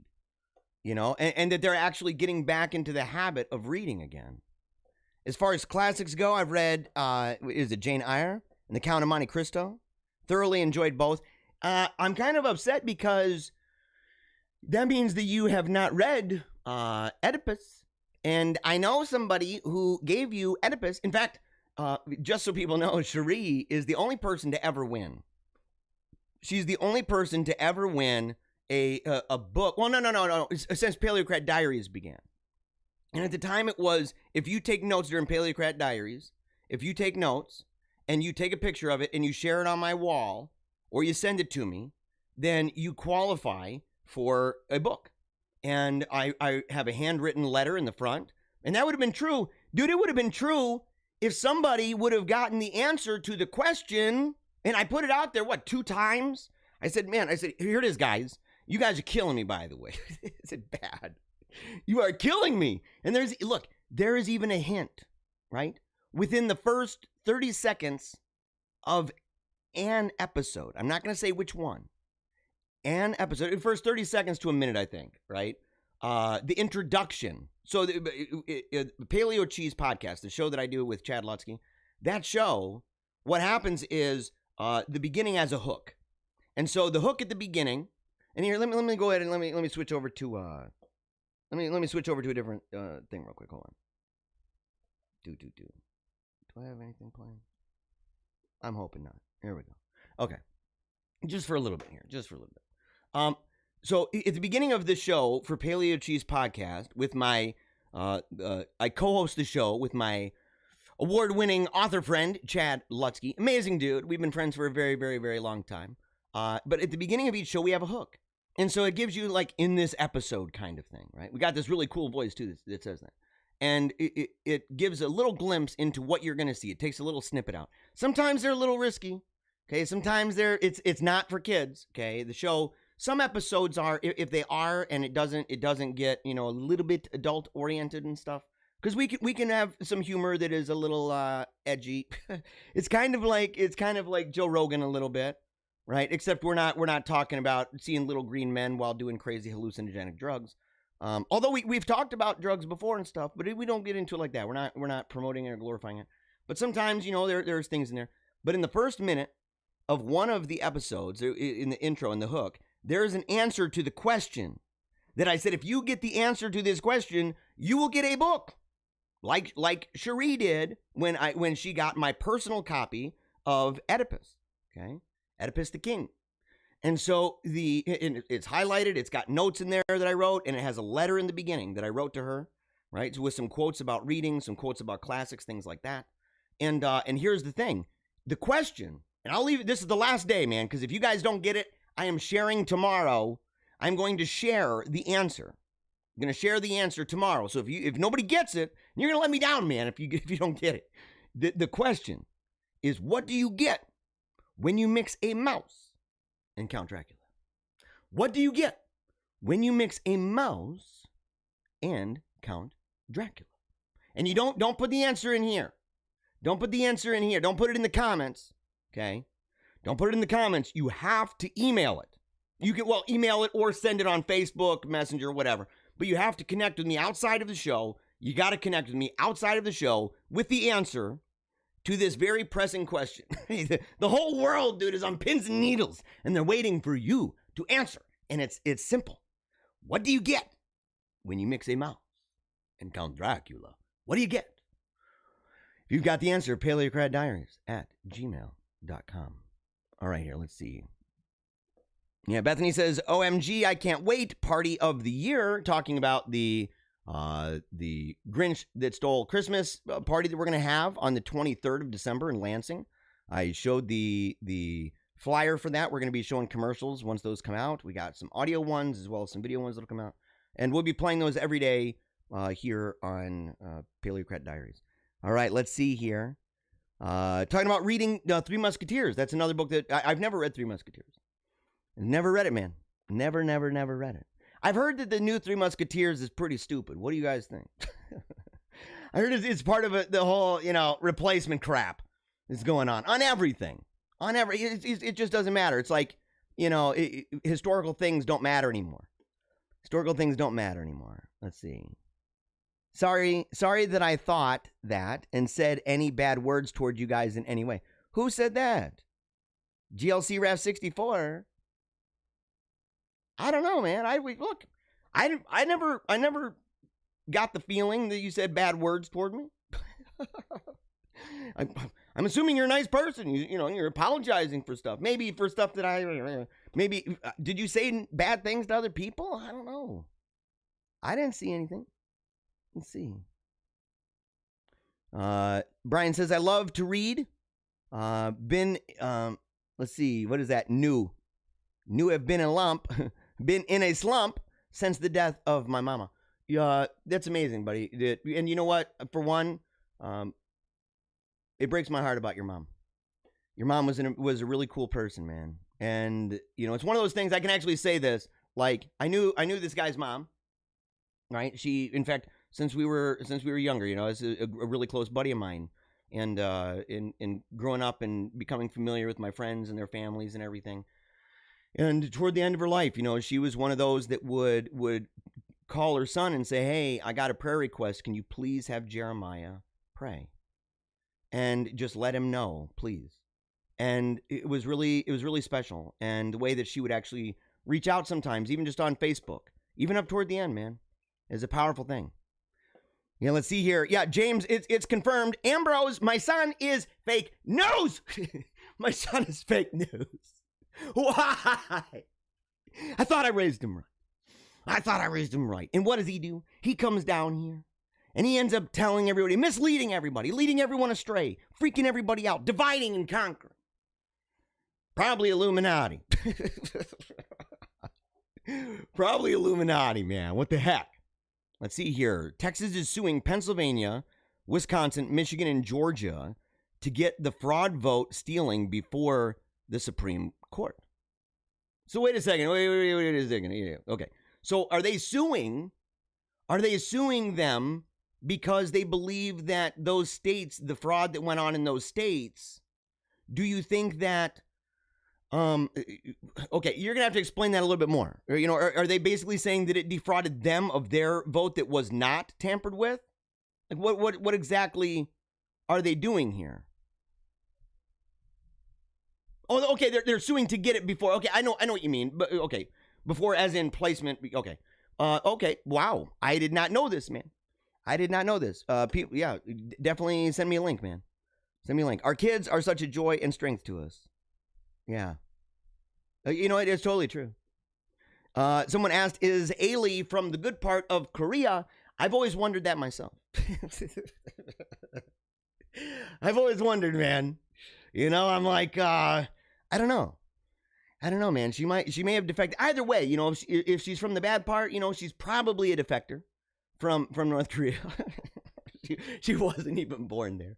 Her mom was, though. Her mom was born in South Korea. Well, that's the story that we're told. I believe it, but sometimes I wonder. But it's a thing with mother-in-laws, man. Don't we all? A lot of guys, if you're married, you understand what I'm talking about. You understand what I'm talking about? It just complicates things because I'm like, what part of Korea are you from? It's a big deal. It's a big deal. And if she is from the north, there's part of me that would say she defected, right? She's a good one, right? She's one of those that needed to get out of there, and she defected. On the other hand, maybe it's a long con from the commies over there, the dictatorial commies who think they have this weird religion about how it all started in a godlike crap on a mountain. But that they send them over, and it's a long con to be with me. They probably knew about the long con going on with the Vatican, where the Vatican connected with my parents and had them raise me as a Protestant, all in a scheme so that I would go to Protestant Bible college and I'd be on TV and be on radio and be a pastor and all this stuff. And eventually I would leave and become a Catholic, and it would be like, whoa, dude, this guy's got a couple hundred commenters on Zanga every day. Maybe they knew.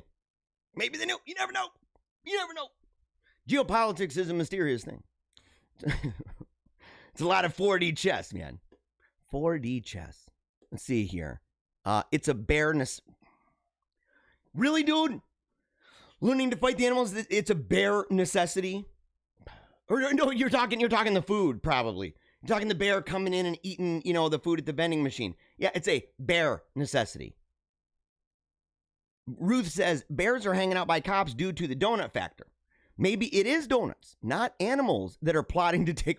You are blowing my mind, Ruth. You're blowing my mind, woman. Never underestimate a good donut.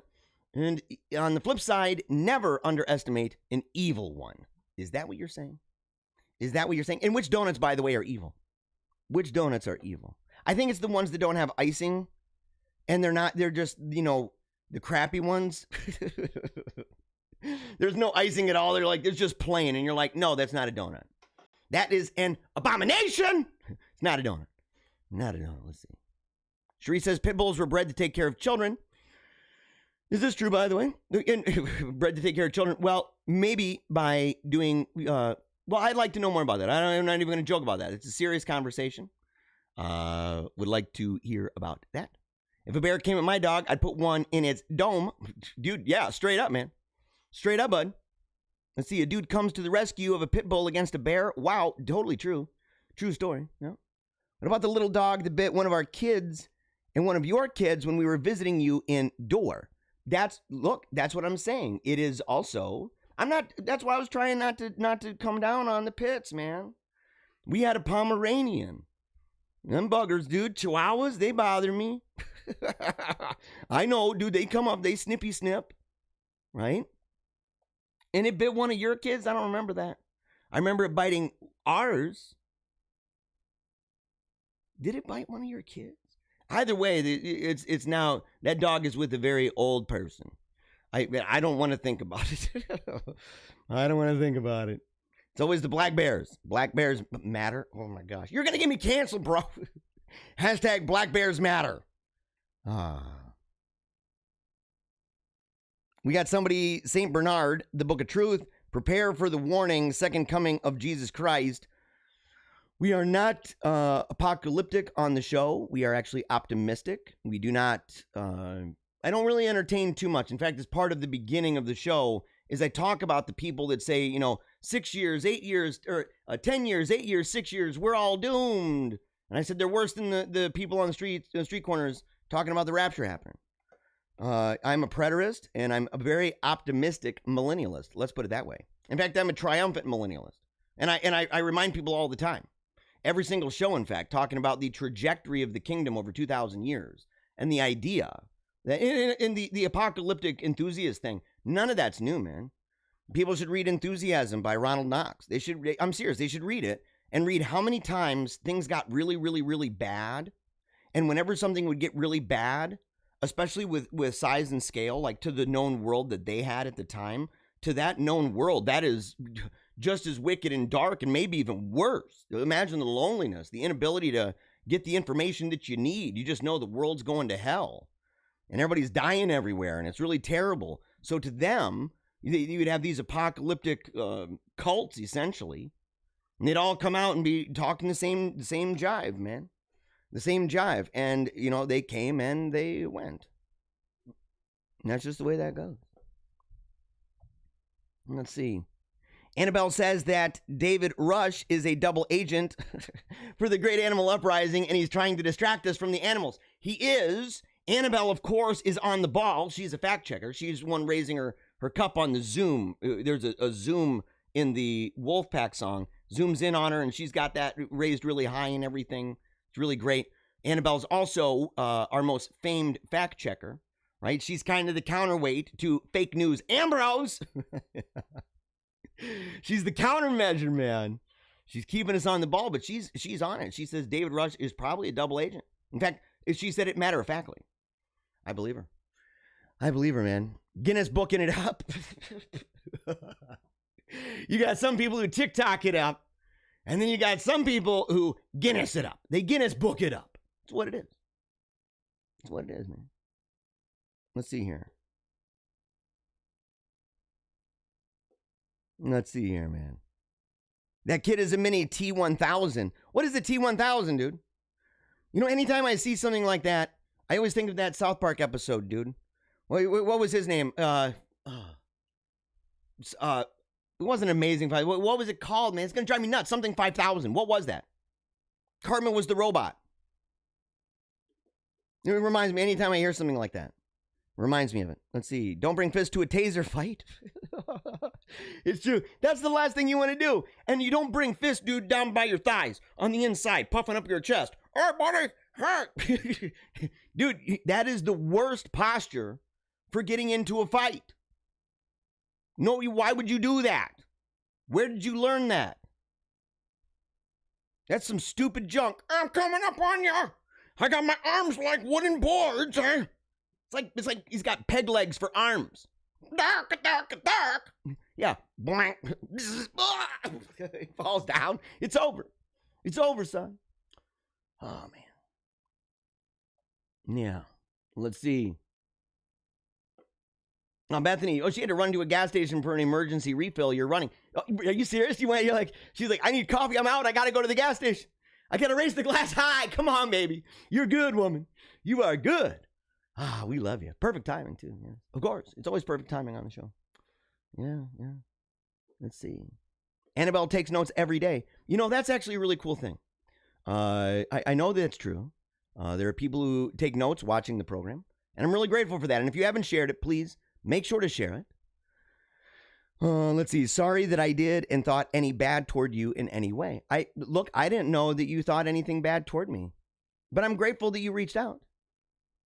Oh, T1000. Is it? Yeah, T1000 is a Terminator from the movies. Okay. Well, you know, that's probably why it reminded me of Awesemo 5000. Yeah, it's basically the same thing. Basically the same thing. And look, I forgive you, GL Craft 64. I don't know who you are, but it's one of those things you got to forgive, right? So I don't know. Maybe you thought really terrible things about me. I hope not. That'd be really sad. At the same time, it happens. It happens. Okay, moving on, guys. So here's the situation. It's a minute and a half long. I'm just gonna go ahead and play. I'll hop out here for a second. Give my voice a tiny break. Gonna do that and let it play. This is the situation where that little kid wanted to get a Nerf gun. Okay, he wanted a little Nerf gun, and you're gonna see how this thing plays itself out. Here we go. Oh, gotta get the volume up. There we go. What do you want for Christmas?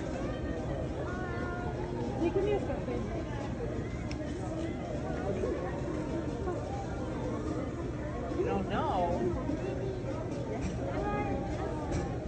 What? No guns. Nerf gun. No, not even a Nerf gun. No, if your dad wants to get it for you, that's fine, but I can't bring it to you. But what else would you like? There's lots of other toys. There's Legos, there's bicycles, there's cars and trucks. By the way, you hear this? I know. There's people who tune in who, they don't do Christmas. I know that's true. We got people from all different walks of life and stuff. But just, from a perspective of saying, okay, you got a kid going there, and the kid is saying, what do you want for Christmas, little boy? And he says, I'd like a Nerf gun. And the guy's like, no, not even doing a Nerf gun. No guns. No. If your dad wants to, that's fine. Which, look, to his credit, he wasn't saying that the dad couldn't. He was just basically saying that that's on a list with requests like maybe pornography. No porn, not bringing porn, not doing any sex traffickers with little kids, and not doing Nerf guns. I mean, that sounds legit, right? It sounds about even Stevens. What a joke. Did he do this? Is this the only kid? We got to see, man. How does this kid handle this? Let's see. What do you think? And he says, Legos and stuff. What do you think? It's okay if your dad...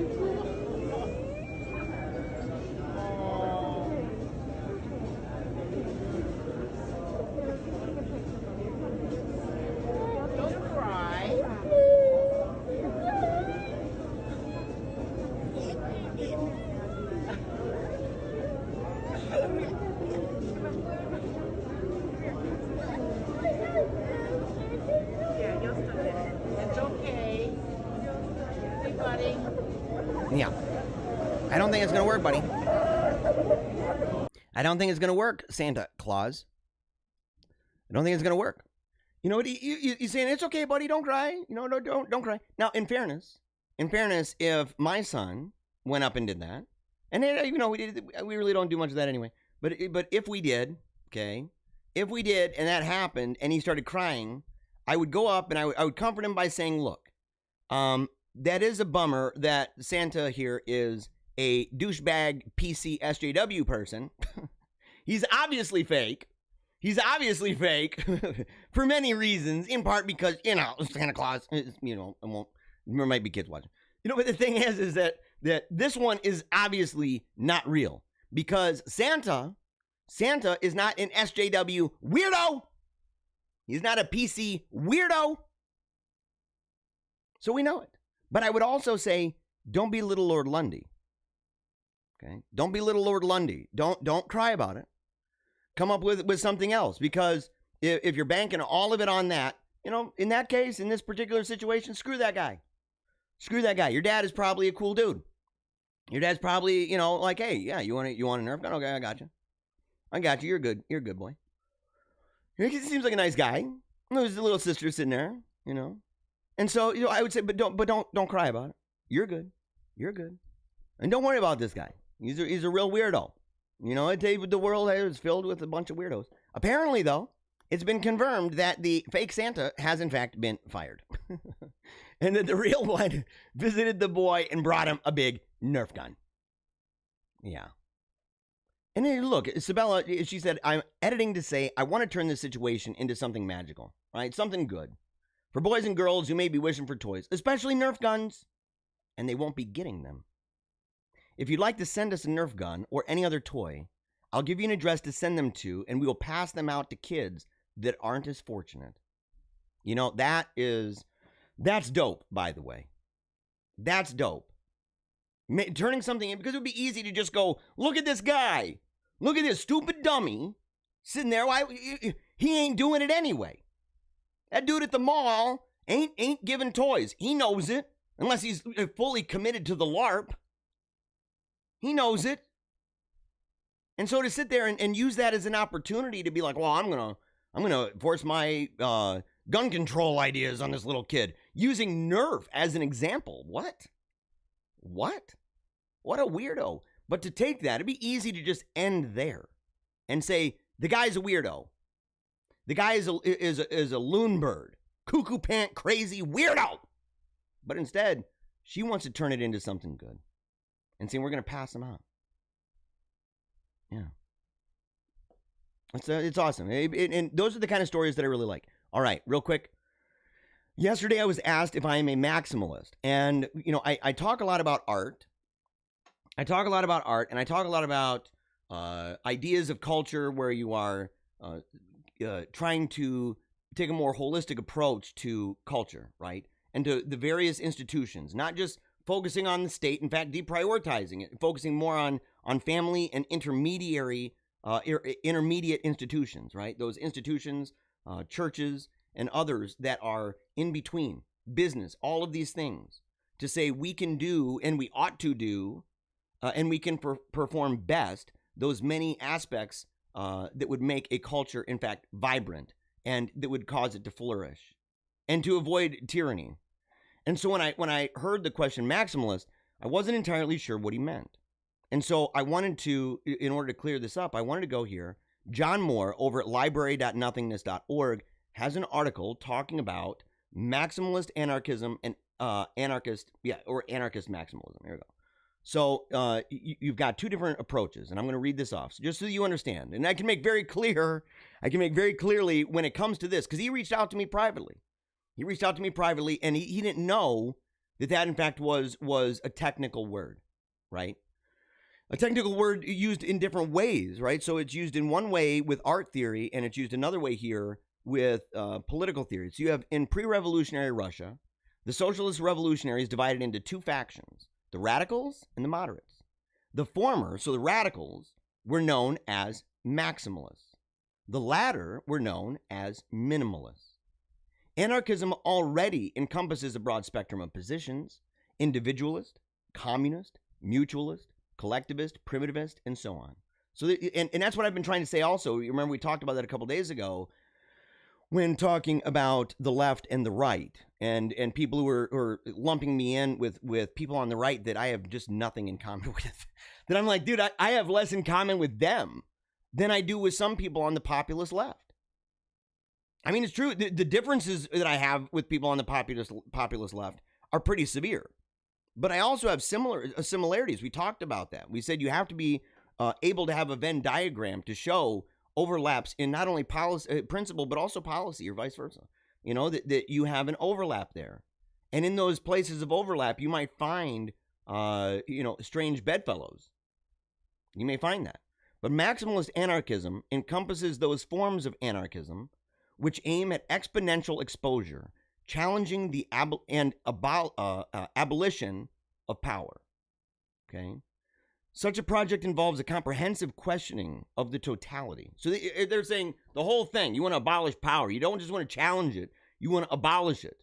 The totality of power relations and the ensemble of control structures which embody those relations, or what, for shorthand purposes, I call the control complex. Well, what is this control complex? Because they want to get rid of it. They want to get rid of it entirely, not a little bit. These aren't the minimalists, these are the maximalists. Power is not seen as located in any singular institution, such as patriarchy or the state, but as pervasive in everyday life. Now, that's actually true. That's actually true. That's ideal, in fact. Okay, so you would have multiple institutions. You'd have a network and a web of custom and courtesy, of tradition, right? Of the way that things are being done, the expectations that you have upon you, and the institutions that are involved in this, ranging from, one to do with work, or one to do with marriage, or one to do with business, or one to do with the state, one to do with the church. It's a web. And it is pervasive in everyday life. So he's correct so far. The focus of maximalism thus remains the dismantlement of the control complex, of the totality of life structured by governance and coercion, of power itself in all its multiple forms. And right there, I can tell you, I am most definitely not. I am most definitely 110 bazillion% not a maximalist in that way. Not even close. Because, well, for one, that's utopia. In fact, that's, and when they say, well, that's utopian to think that, you go, well, that's a weird way of spelling dystopia. Because it's foolish. It's totally impossible. It's totally foolish, which is why you can go and find, like that book I mentioned earlier, Enthusiasm. Okay, Enthusiasm by Father Ronald Knox. In that book, you can see people who believe this sort of a thing. Wild-eyed anarchist types. And they're always in really small groups. They're always in really small groups where you're trying to get rid of the institutions, not just the state, but patriarchy, the church, marriage. Which, by the way, if people don't want to believe that, I've got a book here. Hold on. I don't know if I showed this last time. I don't know if I showed this. Let me see here. Got my grandma's roll top right here. Okay. Expect Resistance. Okay.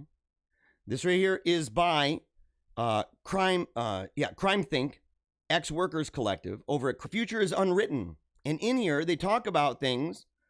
One, too, about, for example, adultery, right? And the way that they believe that adultery is a problem, not because adultery is bad, but because it underlying the idea that it is, in fact, bad is a power relation. Right? That is my wife, or that is my husband. The biblical idea that it is not your body, but your spouse's. Okay? That idea to them is problematic. So adultery, in fact, liberates you from that. And so you've got all these tactics in here. And this is all about doing that. It's all about tearing down the control apparatus. Even matters of self-control or voluntarily joining into relationships like marriage or contractual relations like a business, employment. Maximalism remains ruthlessly iconoclastic, not least when coming into contact with those icons that are vestiges of classical anarchism or earlier modes of radicalism, like work, workerism, and history. And this is the thing, people don't understand this. Their ideas about work, their ideas about money, their ideas about history, their ideas about all of these things are so wild and so bizarre and so radical. I mean, it's just true. It's totally radical. It's unrealistic. It's why it never takes hold. Even of community, desire, and above all, nature. Nothing is sacred. I'm definitely 100 bazillion % not a maximalist in this sense. It's just wiggle. It's renewal of a transvaluation of all values in order to open possibilities for new ways of thought, action, ways of life, anarchistic epistemologies and ontologies. Yeah, see, that's the thing, is that ours is given to us per revelation, whether with scripture or tradition. I'm not part of the project. Let's put it that way. It's an easy way of saying it. Not part of the project. All right, here we go. Talking about the project. We're going to try again. We're going to try to end a little bit early. 1984, You Are Here. Brave New World. Fahrenheit 451, 1984. You see these three books. Okay. And we are right there. That's that Venn diagram that I was talking about earlier. Okay. So we are in this place. We're in this place where they all come together. This place where all of these, all of the wickedness, all the craziness, we found ourselves right there where all of those things come together. And here's how we know. You can point out the hypocrisy, racist. This is Tim Pool over on Twitter. And by the way, James Lindsay, yeah, we're going to go to that guy. James Lindsay, that's the guy we used to quote early on in the show, and we'll quote him a lot more when talking about critical theory. Okay? Critical election theorist, PhD. So open schools, racist. Keeping them closed, racist. And how do we know? Right here. So you have this thing here. The push to reopen schools is rooted in sexism, racism, and misogyny. That's the Chicago Teachers Union. By the way, get your kids out of these schools, man. Get your kids out of these schools. Do whatever it takes. Get them out of there. These places are just satanic. They're satanic. And by satanic, I mean they've embraced a worldview. And this was a long con. They embraced a worldview, right? An idea of the world, how we know what we know. What are we? Where did we come from? Where are we going? What ought we to do? How ought we to live? All of these questions. And they have embraced, ultimately, at the end of the day, things that are completely antithetical to Christ. Completely antithetical. And it parades itself as enlightened. It's tragic. Worse than that, it's tyrannical. Get your kids out of there. So they say the push to get them back in. I'm talking Chicago, man. You got a lot of black kids, a lot of black families there. And yet at the same time, when COVID-19 closes schools, black, Hispanic, and poor kids took the biggest hit in math and reading. Well, duh. But every student, and that's why they don't want to do tests right now, by the way. That's why they don't want to do the tests.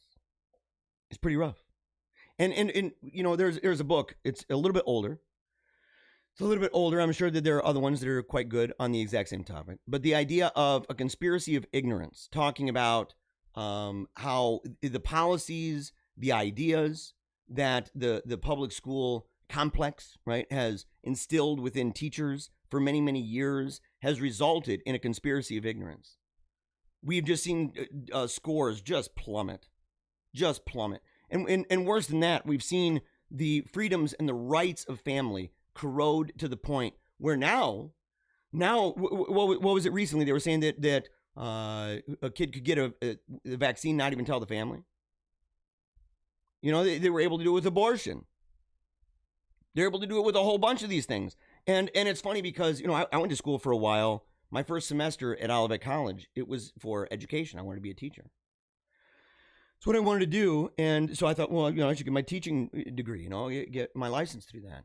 So I went, and they were really emphasizing in local parentis, saying, "Oh yeah, we're in the place of the parent and stuff like that." But their understanding of that was totally not representative. It was, in other words, that for that time, they aren't there to be some kind of a representative of those families. They are, in fact, to be their parent. And it got to the point where they trusted themselves so much, not just on teaching a particular topic, but on every dynamic of that student's life, every single thing across the board, that they looked at parents with disdain, disgust. And so when it came down to it, they felt that they had power over the parent.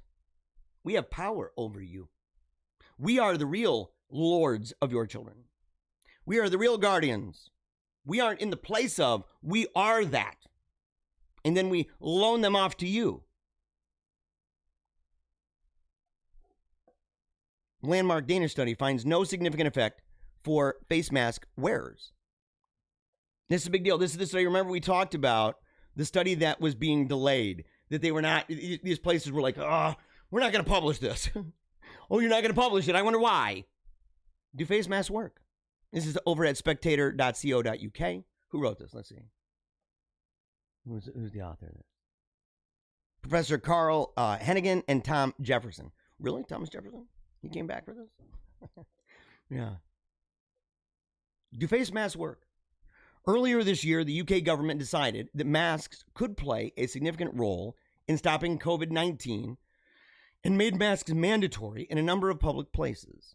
And this isn't just the UK. We know that. But are these policies backed by scientific evidence?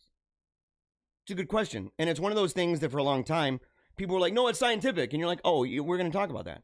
We're going to talk about just how scientific is that claim, by the way. And we've exposed it by talking about wearing the Lana Del Rey mask. You should wear the mask that has massive, it's very porous, right? And by porous, I mean major big holes in there. And people, it will force the conversation about the size of the virus and the size of the pores. And people, it will force the conversation about the size of the virus and the size of the pores in the mask that you're wearing. And once you get into that conversation, well, good luck. Good luck on saying that it's very effective. Yesterday marked the publication of a long-delayed trial in Denmark, which hopes to answer that very question. The Danmask 19 trial was conducted in the spring with over 6,000 participants, when the public were not being told to wear masks, but other public health measures were in place. Unlike other studies looking at masks, the Danmask study was a randomized controlled trial, making it the highest quality scientific evidence. And it says right here, randomized trials are important if we want to understand the impact of measures like face masks. We're talking gold standard stuff, okay? Around half of those in the trial received 50 disposable surgical face masks, which they were told to change after 8 hours of use. After 1 month, the trial participants were tested using both PCR, antibody, and lateral flow tests, and compared with the trial participants who did not wear a mask. In the end, if you guys had to guess, what would you guess? There was no statistically significant difference between those who wore masks and those who did not when it came to being infected by COVID-19. Now, some people did not wear them. Okay, they didn't wear them properly. Only 46% of those wearing masks in the trial said that they had completely adhered to the rules. That's one of the problems, by the way. But even if you only look at people who wore masks exactly as instructed, it didn't make any difference.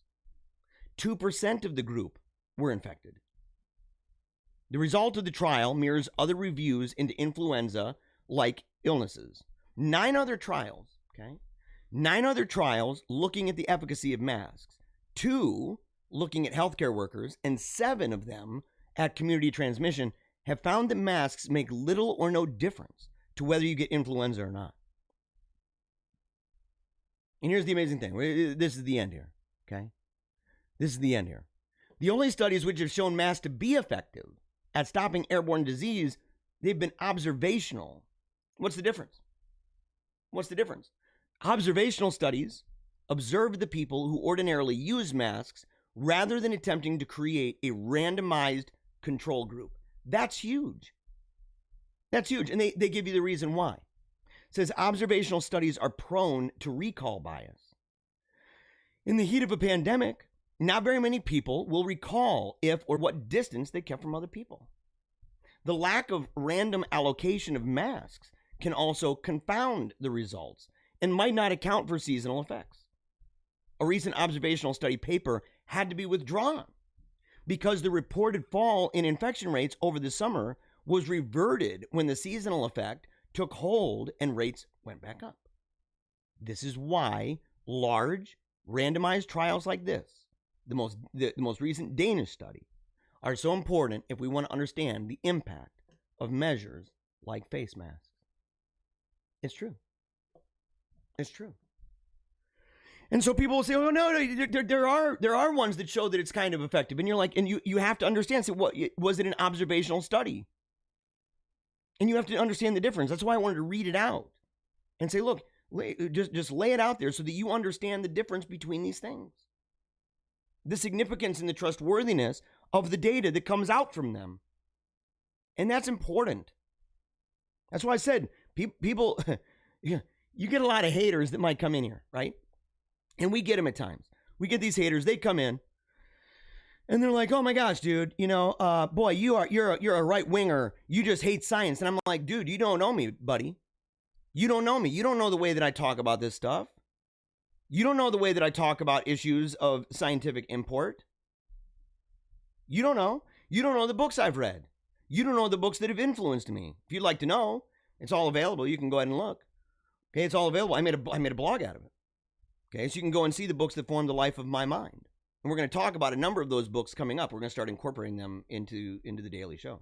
We're going to start talking about chapters, at least, from those books and impressions from those books. But we have to be smart about this. And in fact, what's amazing is I think that we've actually been the smartest ones in the room on this, because we have followed data that says, okay, this is where we're getting the information from.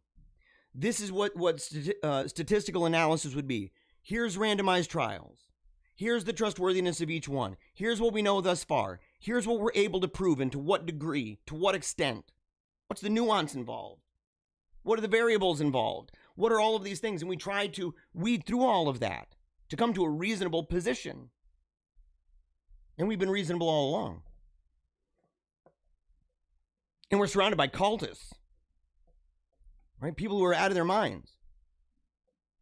People who look at a society like this. I lost my job. I can't feed my kids. Somebody reaches out and says, stay home, save lives. Yay! As that person is going away. That's more data, by the way. Those are more things that we just simply don't believe. We just simply don't believe. At first it was, well, you got to stay home. Then it was, well, being inside your house is actually one of the worst places. Open up your windows in the winter, blowing all the stuff inside, blowing it all out. Eat outside in the rain. Eat outside in the cold. Don't go to school. Now it's go to school. And that was something that I got really hardcore about when my son was born. Because people were giving me information saying that, kids are vectors. And come to find out months later, I've been saying, no, they are not. And in fact, the articles that you gave me, the people who were against me, the articles they gave me not only made the claim that they are not vectors of this, but explained why. And then how much long later, all of a sudden Fauci gets up and we should send our kids into the school. You know, some of us have been saying that the whole time. We were right all along. Give credit where it's due, man. Give credit where it's due.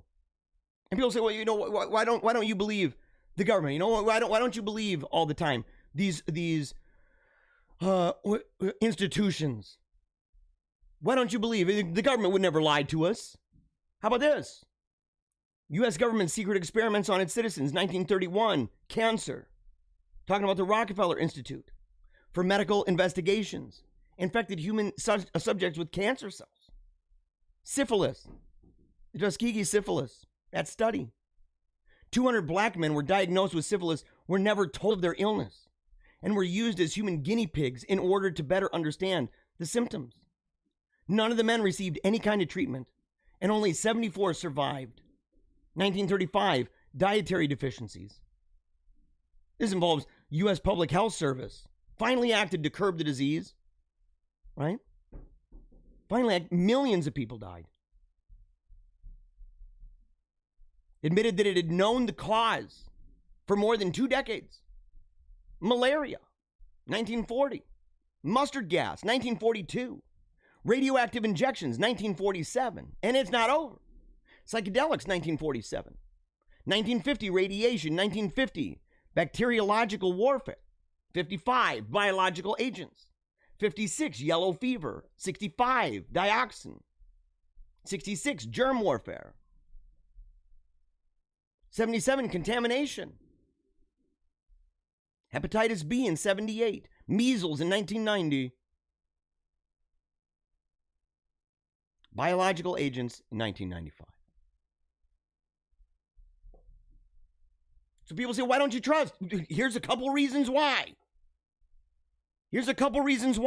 Not to mention all of the amazing things we've learned not over all the years, whether it's war, whether it's culture, whether it's mass media, whether it's the hate groups and hate group lists, whether it's infiltrators, FBI infiltrators into peace groups, you name it. Yellow cake, incubator babies, all this stuff. You sit there and you go, dude, I just don't believe it anymore. And I don't believe, it's hard to believe any of the mainstream media anymore. I've turned them off. I got sick and tired of every day complaining and saying, look, every day I can go online and I can see another stupid freaking story that's obviously fake and have a bunch of people sharing it because it plays into their biases. It's super duper fake. Doesn't matter, man. The only way to stop it is to cut it off. Otherwise, you're going to end up like this lady right here. I just want you to really soak this in. This lady is a teacher. Again, just a reminder, take your kids out of school. Take them out of the public schools. Get them the heck out of there.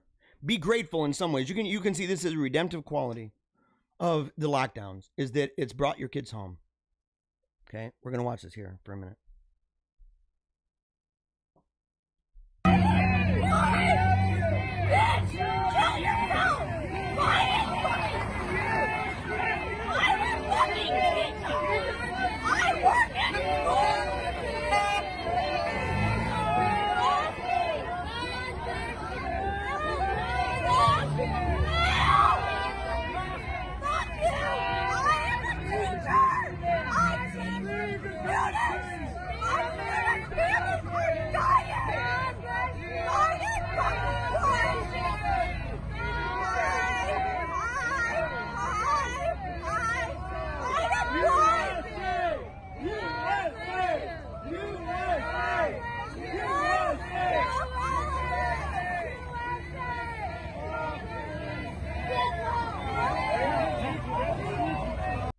I teach children.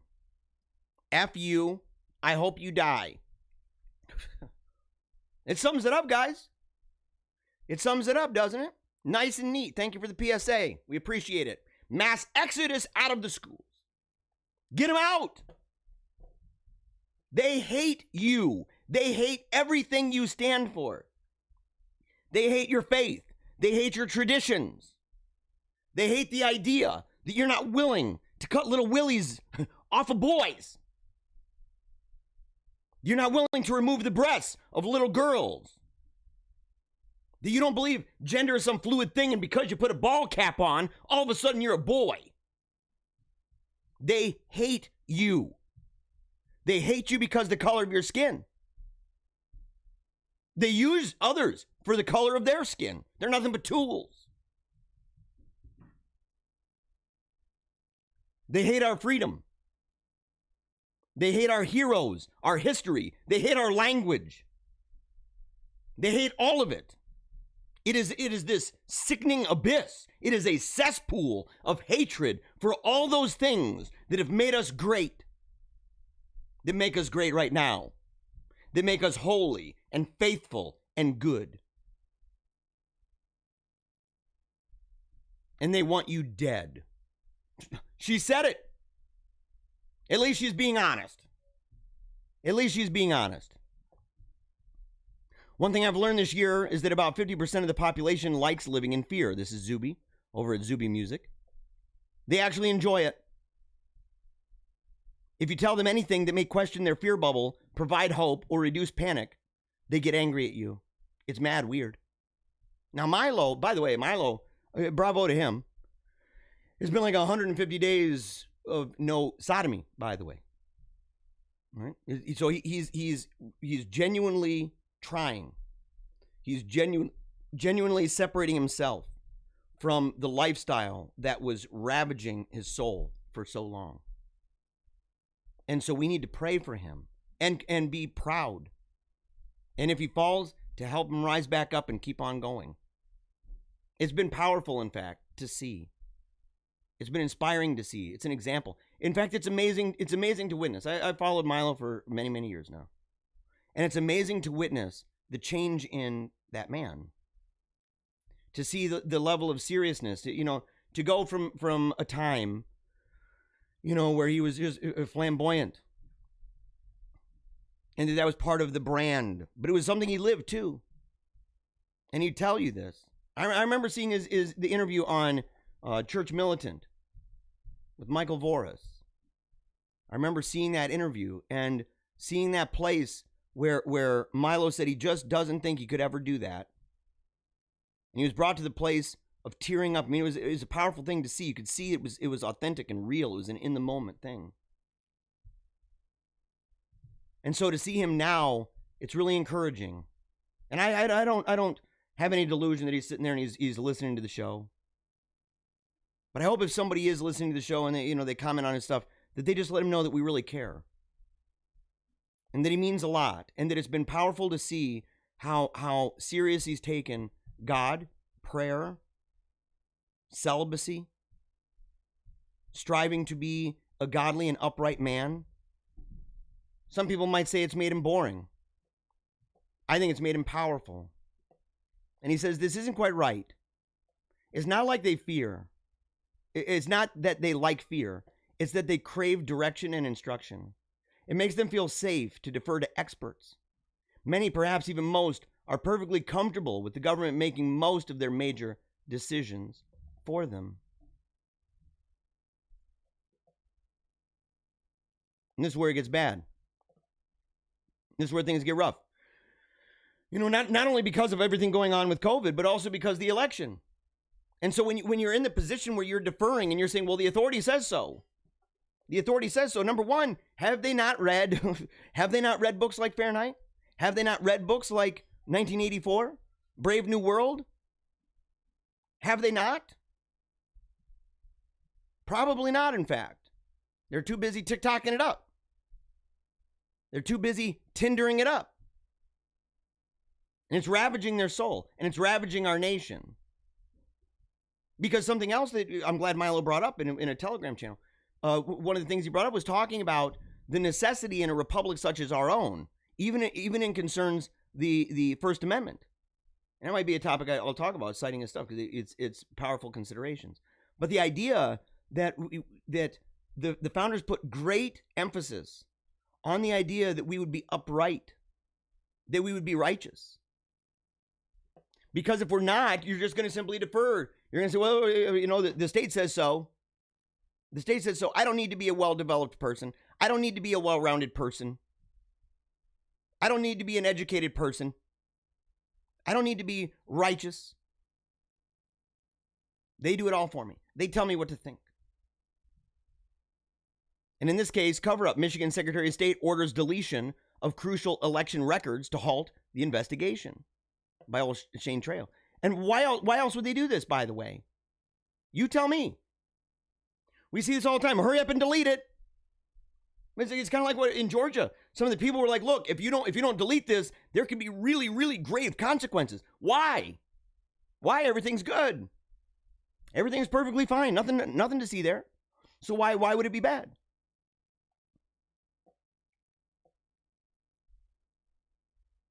It doesn't make any sense, guys.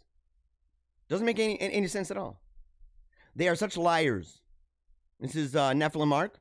MSM expects us to have short memories. The fact that they were told the count ended at 10:30 and they told everyone to leave is well documented. We're talking about Georgia, by the way. Most of us remember being outraged by it that night. MSM thinks we're stupid. You got ABC News Politics right here. New. The election department sent the ballot counters at the State Farm Arena in Atlanta home at 10:30 p.m. Regina Waller, the Fulton County Public Affairs Manager for Elections, tells ABC News.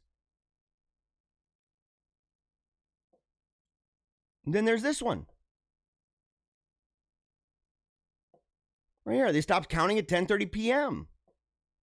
No official could explain before press time why Fulton was stopping its count of absentee ballots. So there it is again.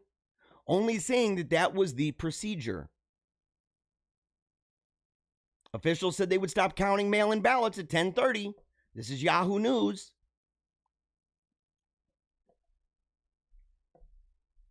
Which is why it makes no sense, like Cernovich shared this, the Georgia vote counting video was not debunked.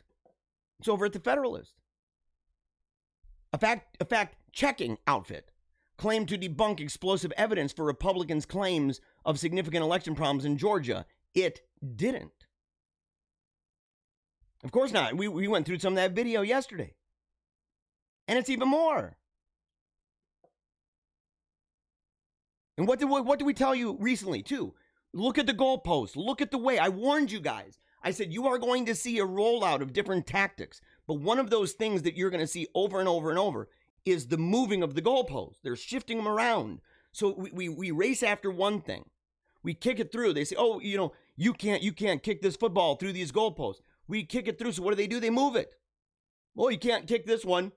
Then you kick through and you do it, and they keep moving. And I said the tactic is not only to keep us running all over the place like a chicken with our head cut off, but that if and when there's ever an instance where they finally move a goalpost to a place and we miss the kick, they will act as if all of those kicks that we made never happened. So I said, you got to put your flag there. You have to be ferocious. The media went from there is no fraud to there is no widespread fraud to there's no widespread fraud that would overturn an election. And they're right. And this is so key. They're recognizing, this is a quote from Richard Grenell, they're recognizing just through their excuses that they were wrong. More than that we were right. That we were right. But it leads us to this question. We're going to end with this. The Democratic Socialists of America run candidates and fight for their policies within the Democratic Party. They've been more successful than any third party in recent memory. How many of their candidates would be in office if they operated outside the party? This is Scott Greer. Scott Greer bringing up this question because there's been a lot of conversation. There's been a lot of conversation over what do you do?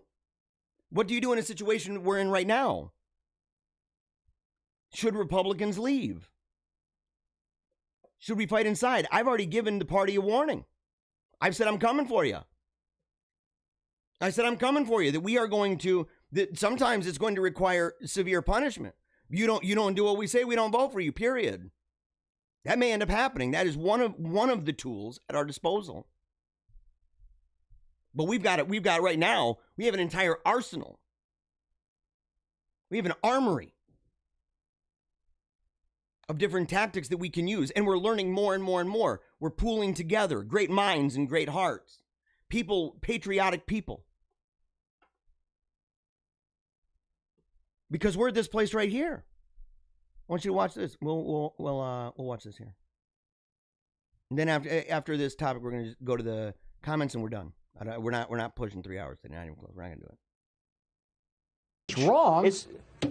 Well, what's wrong? Republicans do nothing, Stephen. Nothing. It's an outrage. Is wrong. Well, what's wrong with the Republican Party?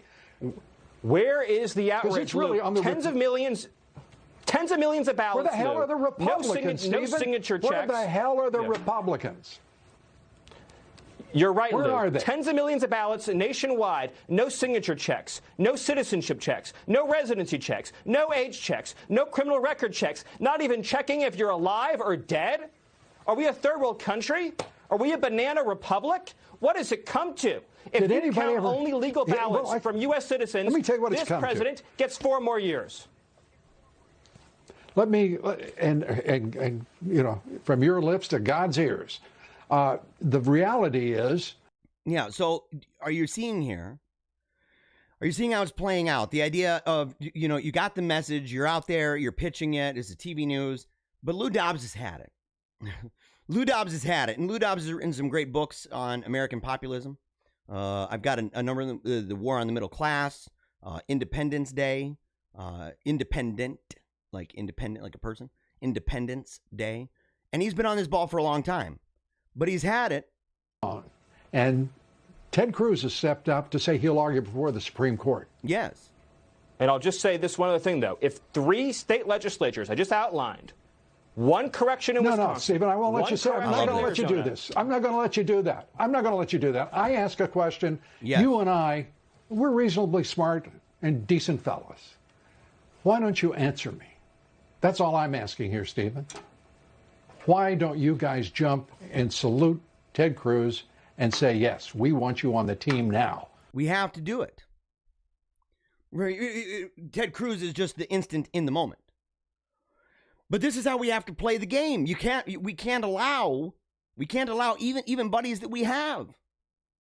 Even buddies that we have, even people on our side, because they still play the game too. Get out the talking points. Get out the talking points. We've heard it a bazillion times. I've documented on the show a bazillion times. What are you going to do? And what are we going to do about the traitors in our midst? What are we going to do about the people who use President Trump, by the way? I mentioned it yesterday. They're the people who go to these massive rallies and have the audacity, mind-blowing audacity, to look at that crowd and think that they are there for them. That they're there for some age-old Republican idea. This idea of, well, they're here because of the ideas by George H.W. Bush, or by George W. Bush, or by Mitt Romney. And I say, no! You are lying to yourself. You are lying to all the patriots across America. You are lying. You're a delusional maniac if you think for a second that we are there because of you.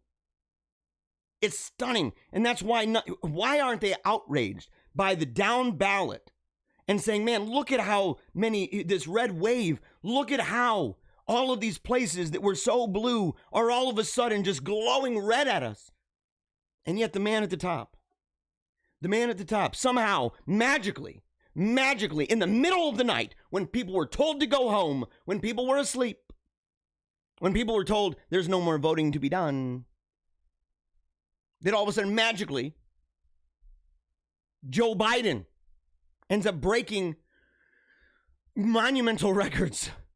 Monumental records. Everybody knows it is fake. We know. We don't even have to go through it anymore. It's like this is a given. What next, bro?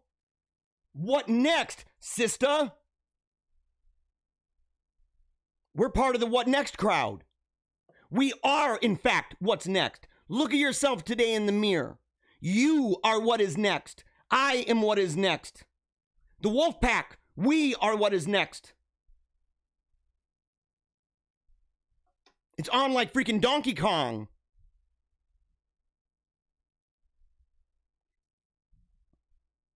They better watch it. We're not being you ain't messing around anymore. I mean, and Sundance. I'll talk about this more tomorrow, but I'll just give you just real quickly what he says, basically. The idea that if Donald Trump wanted a different party, he would be able to simply demonstrate that the Republicans and Democrats are in fact a uniparty. And he has such a following right now and so much influence right now that if he were to start his own party, if he were to do that, that it would create, in fact, a two-party system. It would expose the fraud. It would expose the mirage, the phantasm. That's what it would do. That's what it would do. And it would be realistic. In fact, it's the most realistic scheme I've heard of when talking about third-party politics, because it wouldn't actually be much of a third-party politic. Not when you've got over 72 million people who support you. Nice try. Nice try.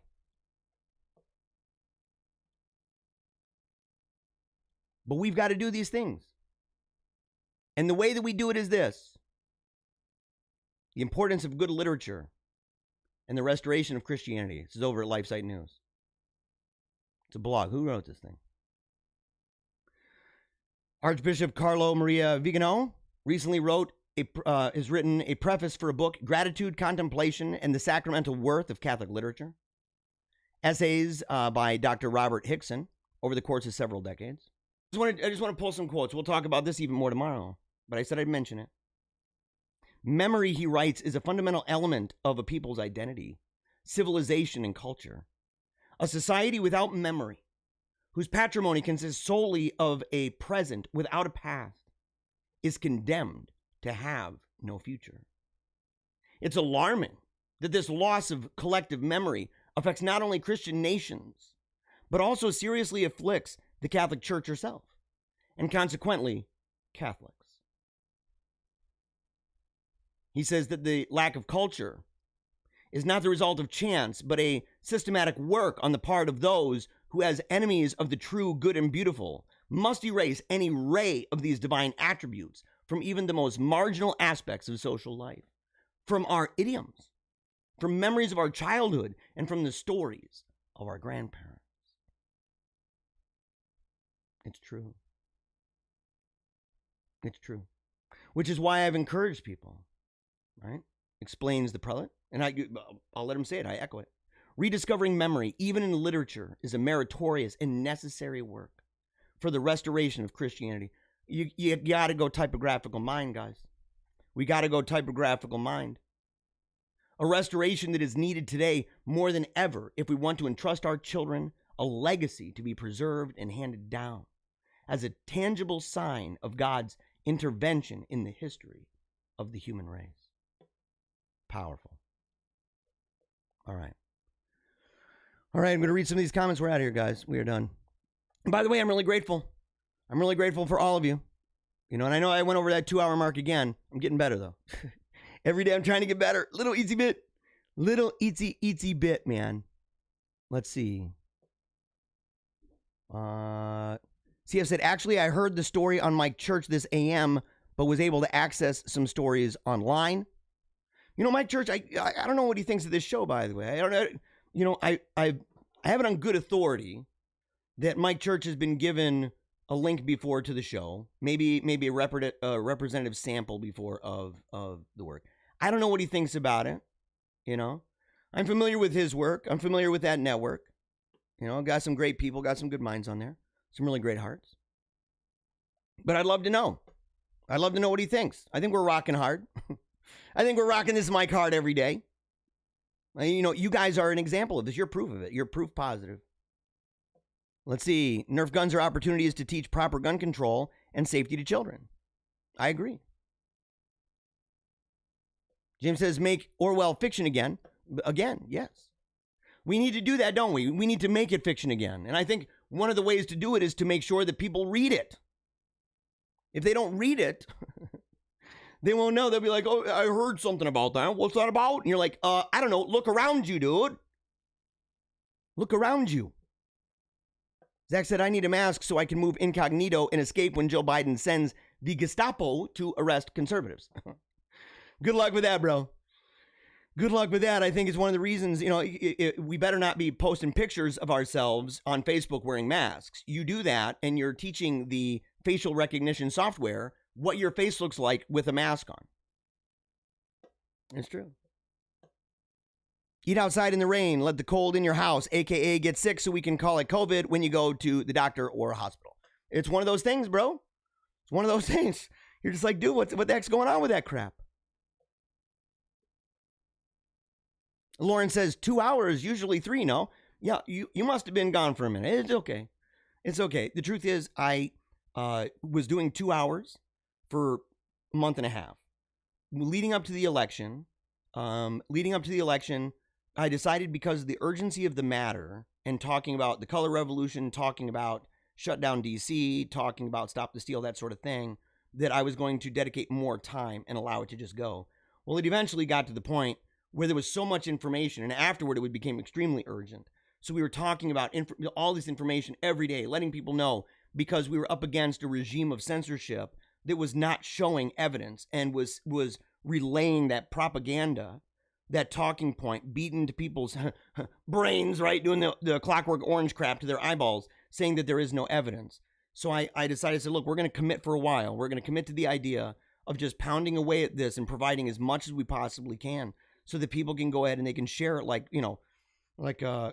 crazy lunatics, Johnny Appleseed, everywhere they go, just throwing the evidence all over the place. And we decided to do that.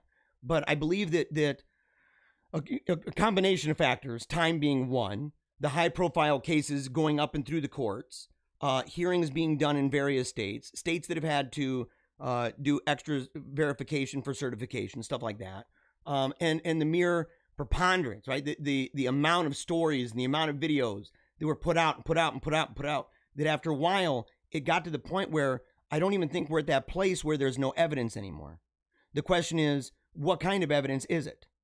And it went from there's no evidence to, it's small, it's not widespread. Then it was, it's widespread, but not widespread enough to change the election. And so once they started to move those goalposts, you could begin to see the effectiveness of the countermeasures that were put in place by people, great and small. And I put myself on the totem pole way down low, right? And say, look, I'm just a small time show, Johnny Q, Sally Sue show. But we committed to that. But I don't want to do 3 hours every day. I mean, it depends. Maybe some days it'll be better. Let's see here. James says she's a teacher in a gulag, talking about the lady screaming from the car. I'm glad she isn't teaching my children, says another commenter. I'm glad too, because that lady obviously has serious problems.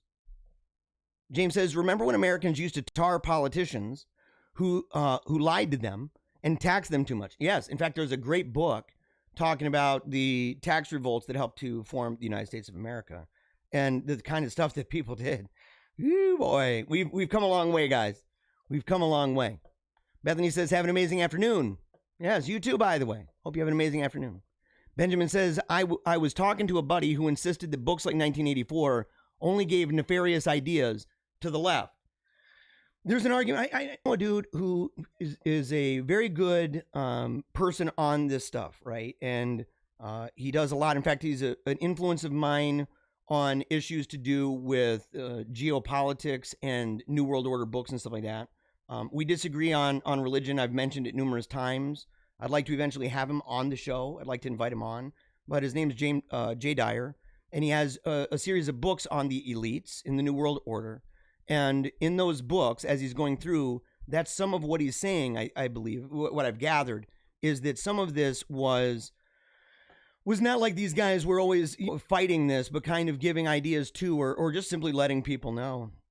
And so I'd like to talk to him a little bit more about that. But look, at the same time, it's a two-edged sword, right? It's a two-edged sword. You give ideas to the left, okay, yep, or to the uniparty, right? To the uniparty. And you say it gives them ideas. It gives Leviathan ideas, but it also is a prophetic foresight. And so we would be able to recognize these things and see these things in action, and say, whether inspired directly, just simply the nature of, in fact, sometimes just the nature of the magnitude of communication, things like that, technologies that even make this kind of a realistic idea, and it makes it more palatable. But having this on hand for people who are familiar, it's one of the many tools in our arsenal to give us strength and resolve, and just as much insight into what's going on. But I'm with you on that, by the way. Jeremiah, Godspeed to you and your family. Yes, thank you very much. Thank you very much. Last one. CF says, disagree with Benjamin Wood. The terror of communists and French Revolution existed decades before dystopian fiction. That's also true. That's also true. The revolutionary spirit is ancient. Okay, I mean, we can go back all the way to Moses and Pharaoh. We can see the different designs. One being authoritarian. The idea of the Pharaoh, the idea of a God on earth, the idea of all power and all authority to men. In fact, that go outside the bounds of the creature-creator distinction and believe that they, in fact, are the God of the universe. And so you can see what happens in that system. Right, the kind of tinkering that goes on, the authoritarian impulse of that. And you can compare that to what happened to Sinai, the Sinai strategy. It would later be perfected, in fact, and made all the greater by the God-man, Jesus Christ himself, and the gospel that he shared, and the kingdom that that is instituted with him sitting on the throne that has no end.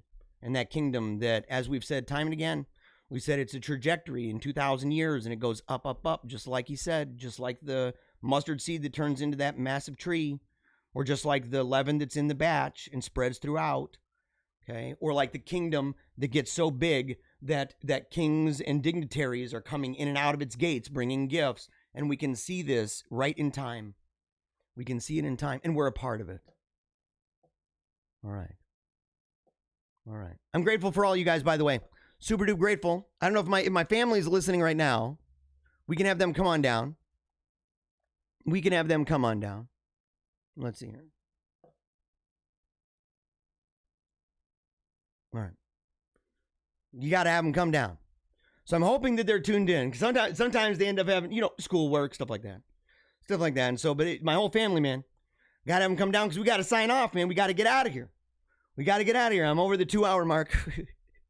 I don't want to get to 2 hours and 30 minutes. I want to stop it, man. I want to beat it. I'm getting down.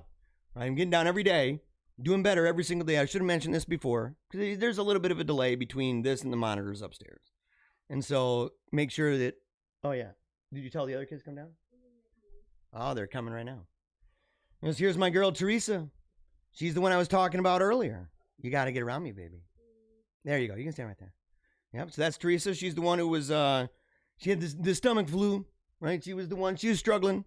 She was struggling yesterday, but we had a really, really, really good time, didn't we? Yeah. With Wim Hof. That really helped you, didn't it? Yeah. And I hear little Louie. Get him over here. I did it today upstairs. Get little Louie over here. Are you guys the only ones? No. What's that? Mama might be coming down. Uh-oh. I think she is. Uh-oh. Yeah, so here's my little Louie. Here's little Lucian. You got to wave over there at the camera. You see this? Look. You're right over there. Yeah. That's little Louie. He's the one dancing in the video, right? The Wolfpack song. So we're really grateful for that. And we got little Wolfgang coming down too. And we got Ailey coming down. So the whole gang's going to be here. Very, very, very good. All right, guys. Here's the final minute. You got to get in here real good. There you go, Ailey. Get a little Wolfie in there. Get a little Wolfie. You got to turn him around. You got to pray. Yep, there you go. And thank you, by the way, for praying for Teresa and praying for my family, and praying for the show. We're grateful. It's because of you that we've made the gains that we've made, and I'm proud of every single bit of it, right? Small beginnings. We're the Johnny Q. Sally Sue's, and so I'm really grateful for each and every one of you. So here we go. There's the music, guys. We got 1 minute and counting. You got to make sure if you love the show, and I know that you do, you're going to have to go to paleocratdiaries.com. I said we're going to start doing a lot more over there because we have to do as much outside the show as we do inside the show. We're spreading like crazy. And it's all because of you, the Wolfpack. If you'd like to do interviews, speeches, any other inquiries, I'd love to do it. Right? Churches, schools, small groups, homeschool networks, doesn't matter. You can connect with us by going to paleocratdiaries.com or by emailing us direct at paleocratdiaries@gmail.com. Of course, our PayPal, we're going to add that. Our PayPal is Lee, L-E-E, Bannister, Bannister. We're always grateful for that. Make sure to subscribe to Paleo Cheese Podcast, as well as Meaning of Catholic. I love you guys. We'll see you tomorrow, of course. And until next time, remember, as we always say when we salute, never give up. Keep on smiling. And memento mori.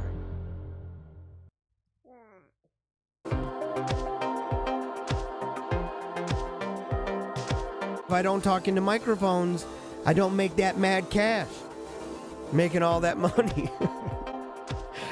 making that mad loot, right? Mind control.